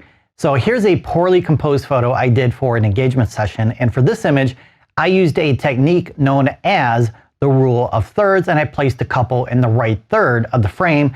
And just so you know, you'll learn more about the rule of thirds later in this photography course. Now, although I used a so-called rule in photography, that doesn't mean I've created a great composition, and that's due to having too many elements competing for your attention. So our primary subjects, the couple, are in the foreground, but there's a lot of stuff in the background competing for your attention as well. So we have the Detroit Tigers logo, the name of the ballpark, a bat coming out of the future groom's head, and a lot more. It's a total mess. Now, based on what you've learned so far in this photography course, what could I have done better for this composition? Well, the main thing would have been to blur out the background more with a larger aperture to create more separation between the foreground and the background. And there's other things that could have done as well, but we'll get into that another day. Now, when it comes to composition, it's ideal to have the main element as the focal point of your image. Then you can use other composition techniques to direct your viewer around the image and then back to the main focal point. When it comes to composition techniques and rules, there's over 30 of them. Each of them can help you create amazing images. So what I'd like to do now is share the more popular techniques and my favorite. So we're going to start off with a quick overview of each technique, and then I'll share over 25 images and the composition techniques that I used for each image. All right, one of the most popular compositional rules that photography beginners should know is the rule of thirds. Now keep in mind, when I say rule, it isn't a hard rule. It's more of a guideline or a rule of thumb. Now, the rule of thirds suggests that an image should be imagined as divided into 9 equal parts. Those parts are created from 2 equally spaced horizontal lines and 2 equally spaced vertical lines.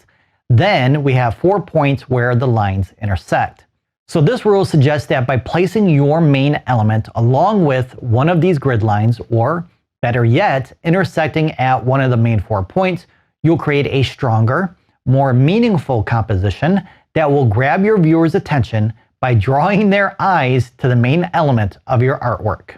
Now, you could also use the grid lines to divide your scene into thirds, which simply means you can use one of these 3 horizontal rows to place your main elements in, and this works really well for landscape images. Or instead of using one of the horizontal rows, you can use one of the 3 vertical columns to place your main subject in. And this works well for numerous types of subjects, and I tend to use this a lot for the portrait photography work that I do. Okay, I'm going to share some more images that follow the rule of thirds later on. First, let's take a look at another composition technique known as leading lines. This is another easy technique to use to direct your viewer's attention to the main element, and that is because you'll find lines everywhere in your scene. So lines come in all different types, shapes, and sizes. So let's go over some characteristics of these lines, and we'll take a look at multiple images later on. So lines can come in 3 different types of angles: horizontal, vertical, or diagonal. They can also be long, short, or anywhere in between, and they don't have to be straight either. They can even have curves to them, and they don't have to physically be there either. A line can actually be implied. But all lines have something very similar in common, and that is lines will guide your viewers on where to look within your photo. And that's because your eyes will naturally follow lines based on their direction. So you can use lines as a way of getting your viewer to focus on the main subject and other elements in a scene as well. The next compositional technique is one of my favorites, and it's known as framing. In essence, a frame is something visual that surrounds your subjects, like a picture frame. A frame doesn't have to be anything specific. You can use any elements in your scene to frame your main subject. All right, as you now know, light is the second key to creating exceptional images, but light can do much more than just illuminate your scene. It can also be a compositional element all by itself. So when it comes to your light source, you have an infinite number of options, from the stars to the moon, studio strobes, a lamp in your home, and much more. And the source of your light doesn't have to be part of the image itself to affect the composition. And this is due to something you learned previously, and that is the characteristics of light, which are intensity, quality, direction, and the color of light. So the characteristics of light can shape your main subject and will affect the composition. But you can also include the source of light or a secondary light as part of the composition, and I'll share images of both coming up real soon. First, let's review one more composition technique, and this one is a little less known versus the others. However, it can play a vital role in telling a story about your subjects. and that is using expressions as part of your composition. Now, depending on your subject, it can be easy or difficult to get the expression you desire to tell the story or to capture the true essence of that person. All right, let's jump into Lightroom now, and I'm going to share some photos showing how I've used these compositional rules and techniques.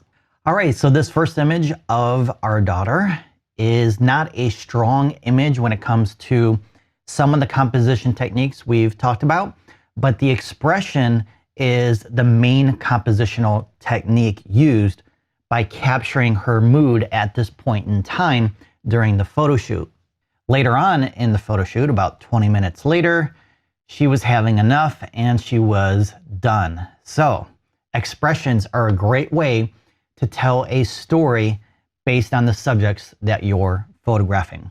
This next image I captured with a Mamiya RGB67 about 18 or 19 years ago. And although I do have the rule of thirds being applied in here with the couple in the center, it's not a very strong composition based on the rule of thirds by itself. Instead, these leading lines on this wall bring us into the image and direct us directly to the couple. So I believe the leading lines in this image are the strongest composition technique used in this particular image. Our next image, again, not a strong composition, really not using the rule of thirds. Instead, we have another great expression telling us the story of this young man's day. And I've included enough elements in the image to help tell the story. And if you know exactly what he's doing at this time, let me know in the comments below. This next image is not a very good image. It's actually pretty poor. It's out of focus. And that's because I captured this image at night, as you can see, at a very slow shutter speed of under 1 second. So I was hand holding this and it created camera shake. But I include this image because I want to talk about the composition of this image and how it relates to where you may be going on your vacations or images that you capture in general. So as you can see, we have a railing in the front. We have some leading lines directing us throughout the image, as well as these leading lines from inside the top and bottom of the rails here. They're kind of curving. So if your eye comes down here, maybe it picks up one of these curves and it comes back in through the image at different points. So it's allowing you to travel across the image from one side to the other, top and down. Behind it, you can see there's a lot of lights going on. It's kind of hard to see what it is, but this is Niagara Falls. Now, in your lifetime, you've probably seen thousands of images from Niagara Falls, and they all pretty much look the same, don't they? But this image is different from anything else you've ever seen. I decided to shoot through the railing and use the railing as a frame and to use the leading lines to direct us throughout the image. And I wanted to include the Niagara Falls as a secondary element to what's going on in the foreground. But we still know it's the Niagara Falls, at least now that I've told you, or if you've been here before, you know this is Niagara Falls. Now this is on the Canadian side, not the American side. So my point is, you've seen millions of photos of this location and probably other locations too, like a lot of locations at Yosemite Park, the Grand Canyon, the Eiffel Tower, etc. So all of these locations that are hotspots for tourists are receiving millions of photos taken every year at these locations, and they all look the same. So my point is, try and find something different to stand out from the crowd. Think of a new, different type of composition technique that you can apply to your images to capture that location, but to show it in a different light. Try a different angle, different perspective. That way your images don't look like everybody else's. All right, next image here, we have the couple on the right side of the rule of thirds, and we have some leading lines on this bridge that take us throughout the image and back again towards the couple. This next image, I'm using rule of thirds again. Her feet are in this quadrant right down here on this point. And there's another compositional technique being used as well, which is contrast. So her dress here and the sand are contrasting from the skin of her feet and the color of her toenails. So our eyes tend to come towards our feet because they're different from the large areas of contrast from the dress and the sand. Now, the whiteness of the dress itself is grabbing our eyes' attention as well. So we come up here and we look around up here, but because of the contrast, we come back down to this area over here. Rule of thirds, again, we have the couple in the left quadrant, and the Corvette is taking up 2/3 of that quadrant. Now, this image could be better. The background should have been blurred out even more. It looks like I shot at f4 at 28 millimeters, so I should have used a larger f-stop like 2.8 or even 1.4 with a 50 millimeter lens. I just didn't have an option to shoot at this angle with a larger focal length because I couldn't back up anymore. So other than that, I like the composition. And of course, I could have blurred out this background in Photoshop, but I haven't done that yet.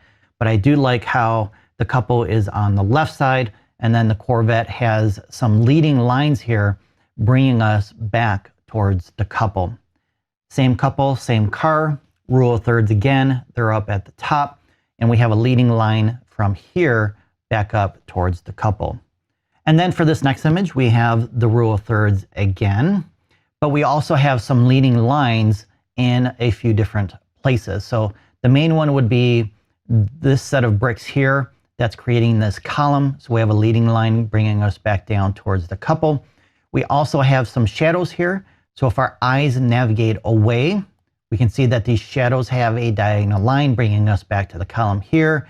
And then this one brings us back here. You could also say that I'm framing the couple between two windows. So there's a few different compositional techniques being used, as well as this leading line down here as well.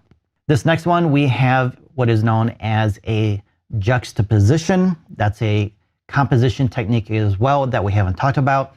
So basically, if you grew up in the 70s and you watched Sesame Street, then you may remember one of the lyrics was, one of these things belong, one of these things don't. So that's juxtaposition. So we have this large building, this architecture here, along with a couple. So that's the juxtaposition. So we have a lot of different things going on in here as far as composition. We have our rule of thirds. We also have leading lines coming back towards the couple on this railing here. There's some patterns in here that have some leading lines coming back to them as well, but they're being blocked by these columns. But these large tall columns here are coming back down to the railing. So in essence, we can say that if you come over here and look over here, maybe your eye gravitates back down towards this railing and then back towards the couple. And then we have implied leading lines with the direction that our couple is looking. So naturally, you're going to be thinking to yourself subconsciously, what are they looking at? Well, let me see. Well, there's really nothing going on over here. It's a lot of open space. You see the architecture, and those leading lines bring you back. This next image of the groom getting ready for the wedding ceremony was captured inside of this door frame. So I'm using framing to frame the groom. We have some leading lines inside of here as well that lead us back to the groom as well, and some on the outside. But the main composition technique is the framing of the groom in this doorway. I'm using framing again for this bride getting ready. This is a back of a chair, it had a hole in it, and I decided to use that to frame the bride. So again, wedding photographers, there's a ton of them, thousands in my area. So I have to do something different to stand out so my images don't look like everybody else's. So try and find different angles, perspectives again, and use different composition techniques to make your work stand out. Rule of thirds for this bride here, and I'm using the leading lines here of the bricks to direct us back towards the bride. Again, the background, I didn't do a very good job blurring that out. I should have. Again, I'm at f4 at 40 millimeters. I should have done 200 millimeters at 2.8, and that would have helped to blur out the background. Sometimes you just got to get the shot because you don't have a lot of time, especially when you're shooting weddings. Rule of thirds again for this image. We have a lot of leading lines in these buildings here, bringing us back towards the couple. Leading lines, again, same couple. So the buildings, top to bottom, are the leading lines bringing us back down. We have a leading line here. And I'm also using light as a compositional technique as well to help balance this image, as well as create these rays of light coming from the sun diagonally to the right, which is another leading line right here. Now in this next image, I'm using light as part of the composition as well. And you could say that I'm using color as part of the composition as well, but it's being done poorly in this particular image because we have this red door in the background and it's competing for our attention with this couple right here, which is the main subject. So this is not a good use of color in the composition. So I could tone this down or desaturate this door in Photoshop to lessen that color from competing for our attention.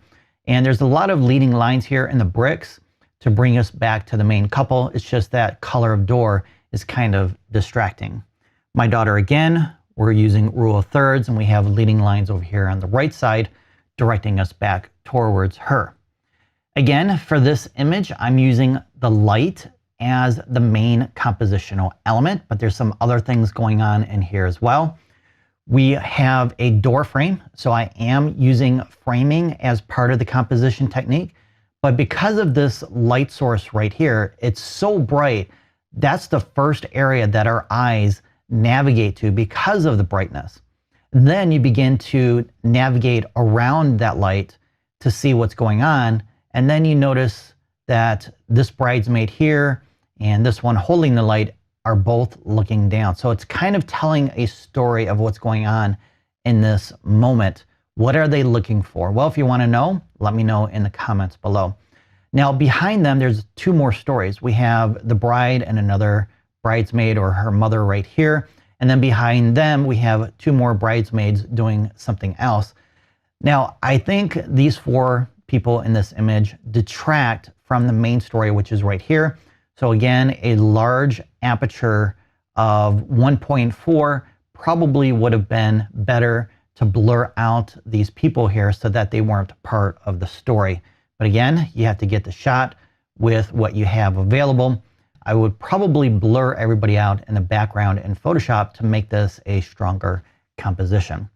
For this image, I'm using action as part of the composition as well as texture. Most brides' dresses do not have this amount of texture, so I cropped in real tight to focus on the dress itself and not the bride with the dress. We can see there's a lot of texture. She's doing something. Leading lines of her arms bring us into that action. For this image, again, I'm using a couple of different composition techniques. I'm using framing from this piece of furniture here to frame the dress. And then I'm using this artwork here to balance out the image because it's kind of heavy on the right side. And I'm kind of using the rule of thirds as well. So this frame here is balancing this side. Without it, it would be too heavy and unbalanced. I'm also using light as part of the composition, which we can see in the reflection right here, which helps tell the story of the day based on that light source and the color of light. We also have some light coming over here, which is a different color than this light source here. So this would be window light, which is bluer versus the yellow coming on this side of the dress. For this next image, I'm using leading lines and implied leading lines. So we can see the groom is gazing off into this direction. What is he looking at? Not quite sure. So the bench brings us back to the main subject. And again, I'm using rule of thirds. Next image, rule of thirds again. And I'm also utilizing the leading lines of the hills and the trees here to bring us back to the couple. This one, leading lines and framing, as well as rule of thirds. So I'm using this bush here in the foreground with the back one here to frame them in this area right here. One of my favorite images of this wedding reception included images of the bride and groom as well as family members along this clothesline. And I positioned myself in a way to create a leading line from the couple into the rest of the image, but I wanted to blur out these images so that the main focus was on the couple here. The use of color is bringing us into this image, and then we can see the implied leading line of the groom looking off, but the color grabs our attention, and then the lines of that artwork bring us back to the groom. This image, again, I'm trying to create something different during the ceremony. I'm framing the guests within this piece of work here, artwork. I'm not quite sure what it was, but I had an opening or a little window right here that I peeked through to capture the guests during the ceremony to help tell the story and to frame them as the main subjects. Once again, I'm using framing of this doorway here to frame the wedding dress and the inside of the bride's room here where she was getting ready. The one thing I do not like is this window right here. It's very bright and it's competing with the dress, and it's kind of a distraction. So you're looking back and forth between the two, not quite sure what to look at. So if I were to do this over again, I would close these drapes and try and darken up this window here so the focus would be more on the dress and the rest of the things going on the inside. All right, so again, I'm using leading lines of the guitar here to get to the main action up here at the top. The one thing I do not like is the back of these chairs here. This was at the ceremony. So what I could have done is I could have captured this at a different angle or a different perspective to crop out the back of these chairs. I could use the crop tool to crop in tighter, but I don't necessarily get everything in there that I wanted when I captured it originally. So be aware of your surroundings, the foreground and the background, and try and crop out anything in camera before you take the photo. That way you don't have to worry about fixing it later on. Now in this next image, I like this image, but I don't like this image. What I don't like about it is this large post right here. It's kind of dominating the image. So I had to do something in Photoshop to help bring out this couple a little bit more.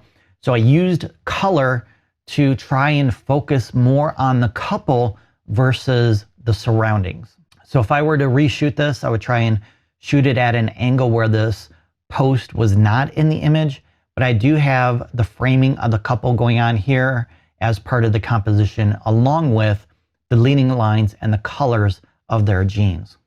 Quick shot of a bug in our garden. We have leading lines for this image, and the rule of thirds is heads right in the middle there. Not a strong composition other than the leading lines. Again, I'm using expressions to create something new and different for this engagement session, and their expressions kind of give you an idea of their personalities.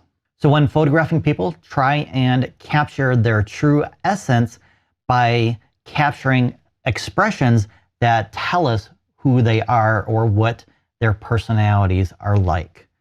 And then this next image of the same couple is a little bit more somber, traditional, classic, however you want to say it. So what I did is I used the surroundings to frame them on the left side, which is the rule of thirds, and I framed them between this railing down here and this railing up here.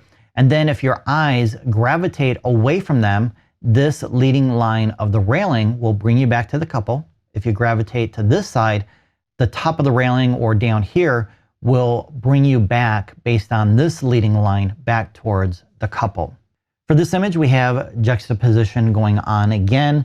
We have a large building taking up the majority of the image, and then the leading lines bring us back towards the couple over here, and I'm utilizing rule of thirds. For this next image, I'm using two main composition techniques. Any idea which ones I'm using?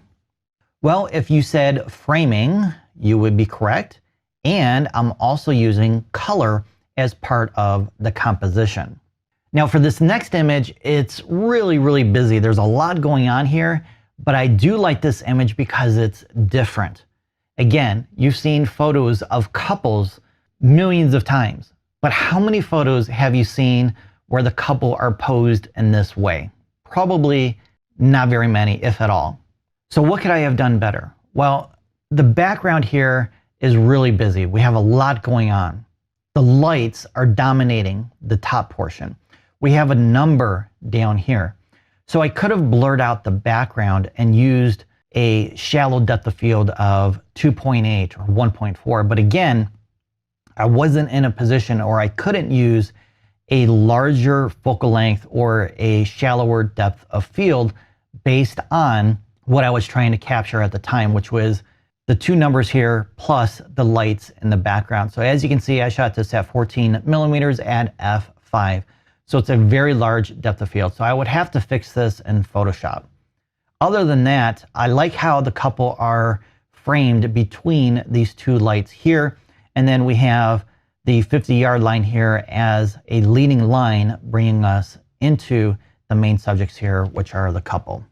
Again, I'm using framing to frame the couple in the doorway.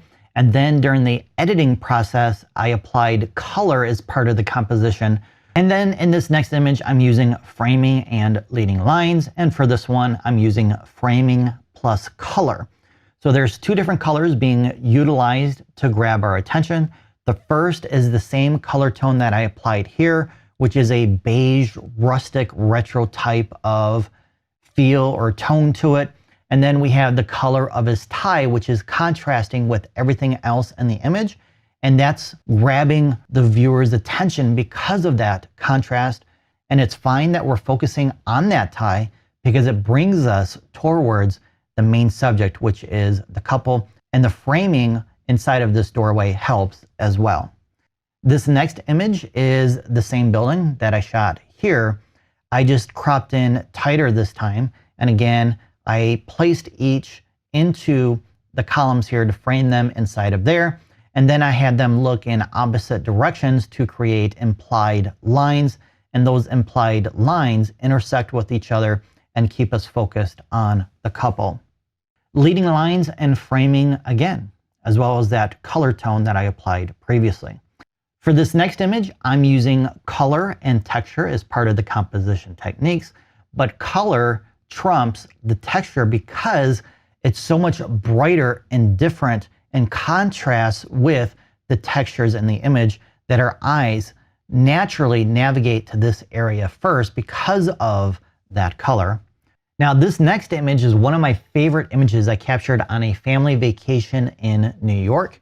We were walking through this tunnel here. I stopped to capture this image so I could use the edging of the tunnel here to frame this side of the park. And there were people on the stairs and the bridge, and I think my kids were on the railing.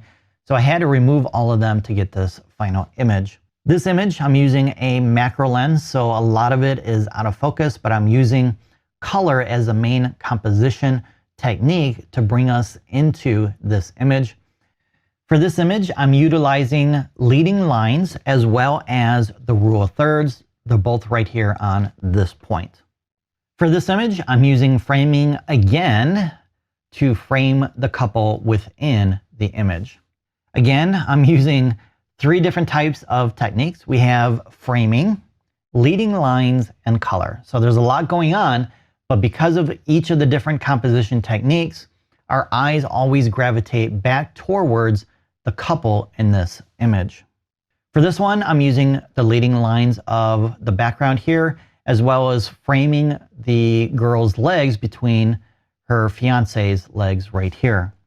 This next image, again, probably different from what you're used to seeing of couples on their wedding day.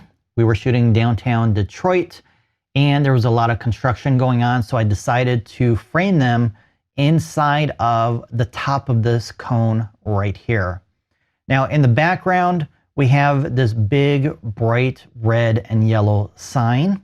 It tells a little bit of a story about the location, but I think it's kind of detracting from the overall image. Our eyes tend to look right here first, but then the sign is pulling us into this side of the image. So I'm not really liking the sign in this image. Same couple again, and I'm utilizing color and framing better in this image than I did in the previous image. And again, same location, and I'm utilizing this construction here to frame them inside of these different poles right here, as well as framing them between these two colors right here. So we have a frame within a frame, as well as leading lines bringing us back towards the couple. Nice leading line leading into the couple, as well as rule of thirds. Using expressions again to tell the personality of this couple. No, she is not a bridezilla. They're just a fun, living couple that wanted to do something a little bit different and fun. Kind of a boring photo. I'm utilizing the rule of thirds though, and I blurred out the background to help this part or this subject to stand out from the rest. Another one of my favorite images, I'm utilizing leading lines and the rule of thirds to place the tree on the right side, and the leading lines of these hills in the foreground here and the background lead us back to the tree. You could also say that the color of the sky is contrasting with the tree, and that's helping with the composition of the image as well. Again, rule of thirds, this time I'm placing the gecko in the middle. Another rule of thirds image, the head of the millipede is directly on this point right here. Landscape photo with the rule of thirds, I placed the shoreline here directly in the center. And then for this last image, again, a lot going on, not a whole lot you can do when you're about 5 rows back, 10 rows back, whatever it was at the time, and you can't really get a great shot, a perfect shot. So what do? Well, you do what you can with what you have, and there's some luck involved as well. So we have 2 different stories going on here. We have the main lead singer right here, and we have our guitarist over here. So the lead singer is in focus, but we also have another story going on over here with the guitarist. He's not as sharp as the lead singer, and the guitarist is framed between these hands. All these lights up here have lots of color, and they're all directing our attention back down towards the band itself, which helps with the composition of this particular image. So overall, this was a pretty lucky shot, I would say, to get these people in front of me to lift their hands at the right moment to frame the musician right here. So utilize composition to tell a story, to direct your viewers to the main subject, and to create a stronger, better image based on placing the elements of the scene in a specific order based on what you want them to see. All right, so editing is the 4th key to creating amazing images. And editing is an art form all by itself. We could easily spend hours, days, weeks, even months talking about editing, and you still might not have mastered it based on your creative vision, not to mention all the different editing software options and their numerous editing tools that will take months to master. So I'm going to give you some tips on what software to use and why, and then you'll have to explore my premium photography masterclass to learn more about editing, as well as researching other artists to find out how to edit your images with your software of choice. But first, before we do a quick review on some software, let me show you how editing can transform ordinary images into extraordinary. For this image, it's a pretty boring location and subject, but by replacing the sky and changing the colors to match a sunset, we have a much more interesting image. That being said, is this image still a photograph? In a way it is, but it's more of a composite than an original photograph since I've used another image to transform it. Now for this image, there's been no editing done to it yet. So this is straight out of the camera. Now here's a classic traditional type of editing style, but I wanted to mute the colors and create a more retro feel, which is my preferred editing style. To me, this is still a photograph, even though the editing style does not include the natural colors when I captured this image. And I understand that not everyone is going to like my editing style, which I'm okay with since I'm happy with it. That being said, not everyone is going to like your editing style either. So how you edit your image is going to be based on your creative preference. The problem is, at this point, you may not know what your preferred style is, or if you do, you may not know how to create it or even which software to use to create it. So the first step is deciding on what software to use, which can be difficult in and of itself since you have a lot of choices. Then you have to spend some time learning the software. Now, regardless of your choice, I'd recommend trying out 2 or 3 applications for a week or two to get a feel for how the software operates, the tools available, and which one you're comfortable with, and whether or not you want to shell out any money for your editing software is something else to consider. So let's check out a couple of options to get you started. Now, when it comes to software, you have a lot of choices, a lot more than I had 30 years ago or even 15 to 20 years ago. And at that time, Photoshop was the dominant software, and I'd say it still is today. Now, getting Photoshop at a decent price is much more affordable now than it was back in the 90s. Back then, I had to shell out around $800 or so for a single license, and that didn't include updates, which were a couple $100 more for each update. Now, compare that today when you can get Photoshop for 1 Starbucks coffee or $10 per month. Plus, the photography plan includes both Photoshop and Lightroom for that same $10. So basically, $5 each. Now, the main advantage to Adobe software is they're updated 3 to 4 times per year, and they have many more time-saving features versus software that you can get for free, plus much more. Now, another cool feature about Photoshop and Lightroom is you can use them on your iPad and iPhone for free, which is a great way to try them out before you pay for the monthly subscription. When it comes to using either one on your laptop or a desktop, you can download a free 7-day trial. Now, when it comes to which one you should try first, I'd recommend Lightroom over Photoshop. So Photoshop, even though it has a lot more tools and features, it's going to take much longer to master than Lightroom.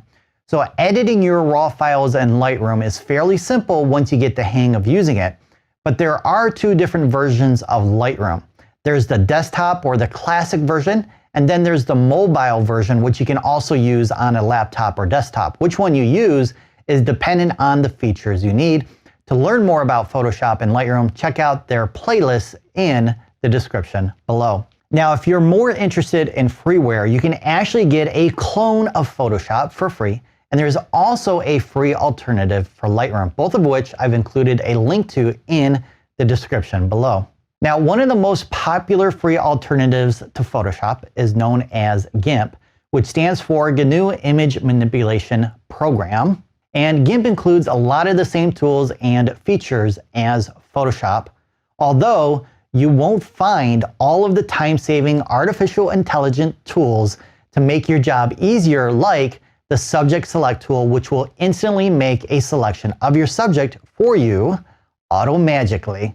Now, if you're interested in learning more about GIMP, I have a GIMP for Beginners playlist in the description below to get you started. To continue elevating your photography skills, make sure to get my photography masterclass that includes over 30 hours of content. Plus, check out some of my free photography and editing tutorials here on my channel via the links in the description below. Thanks for watching and have an awesome day.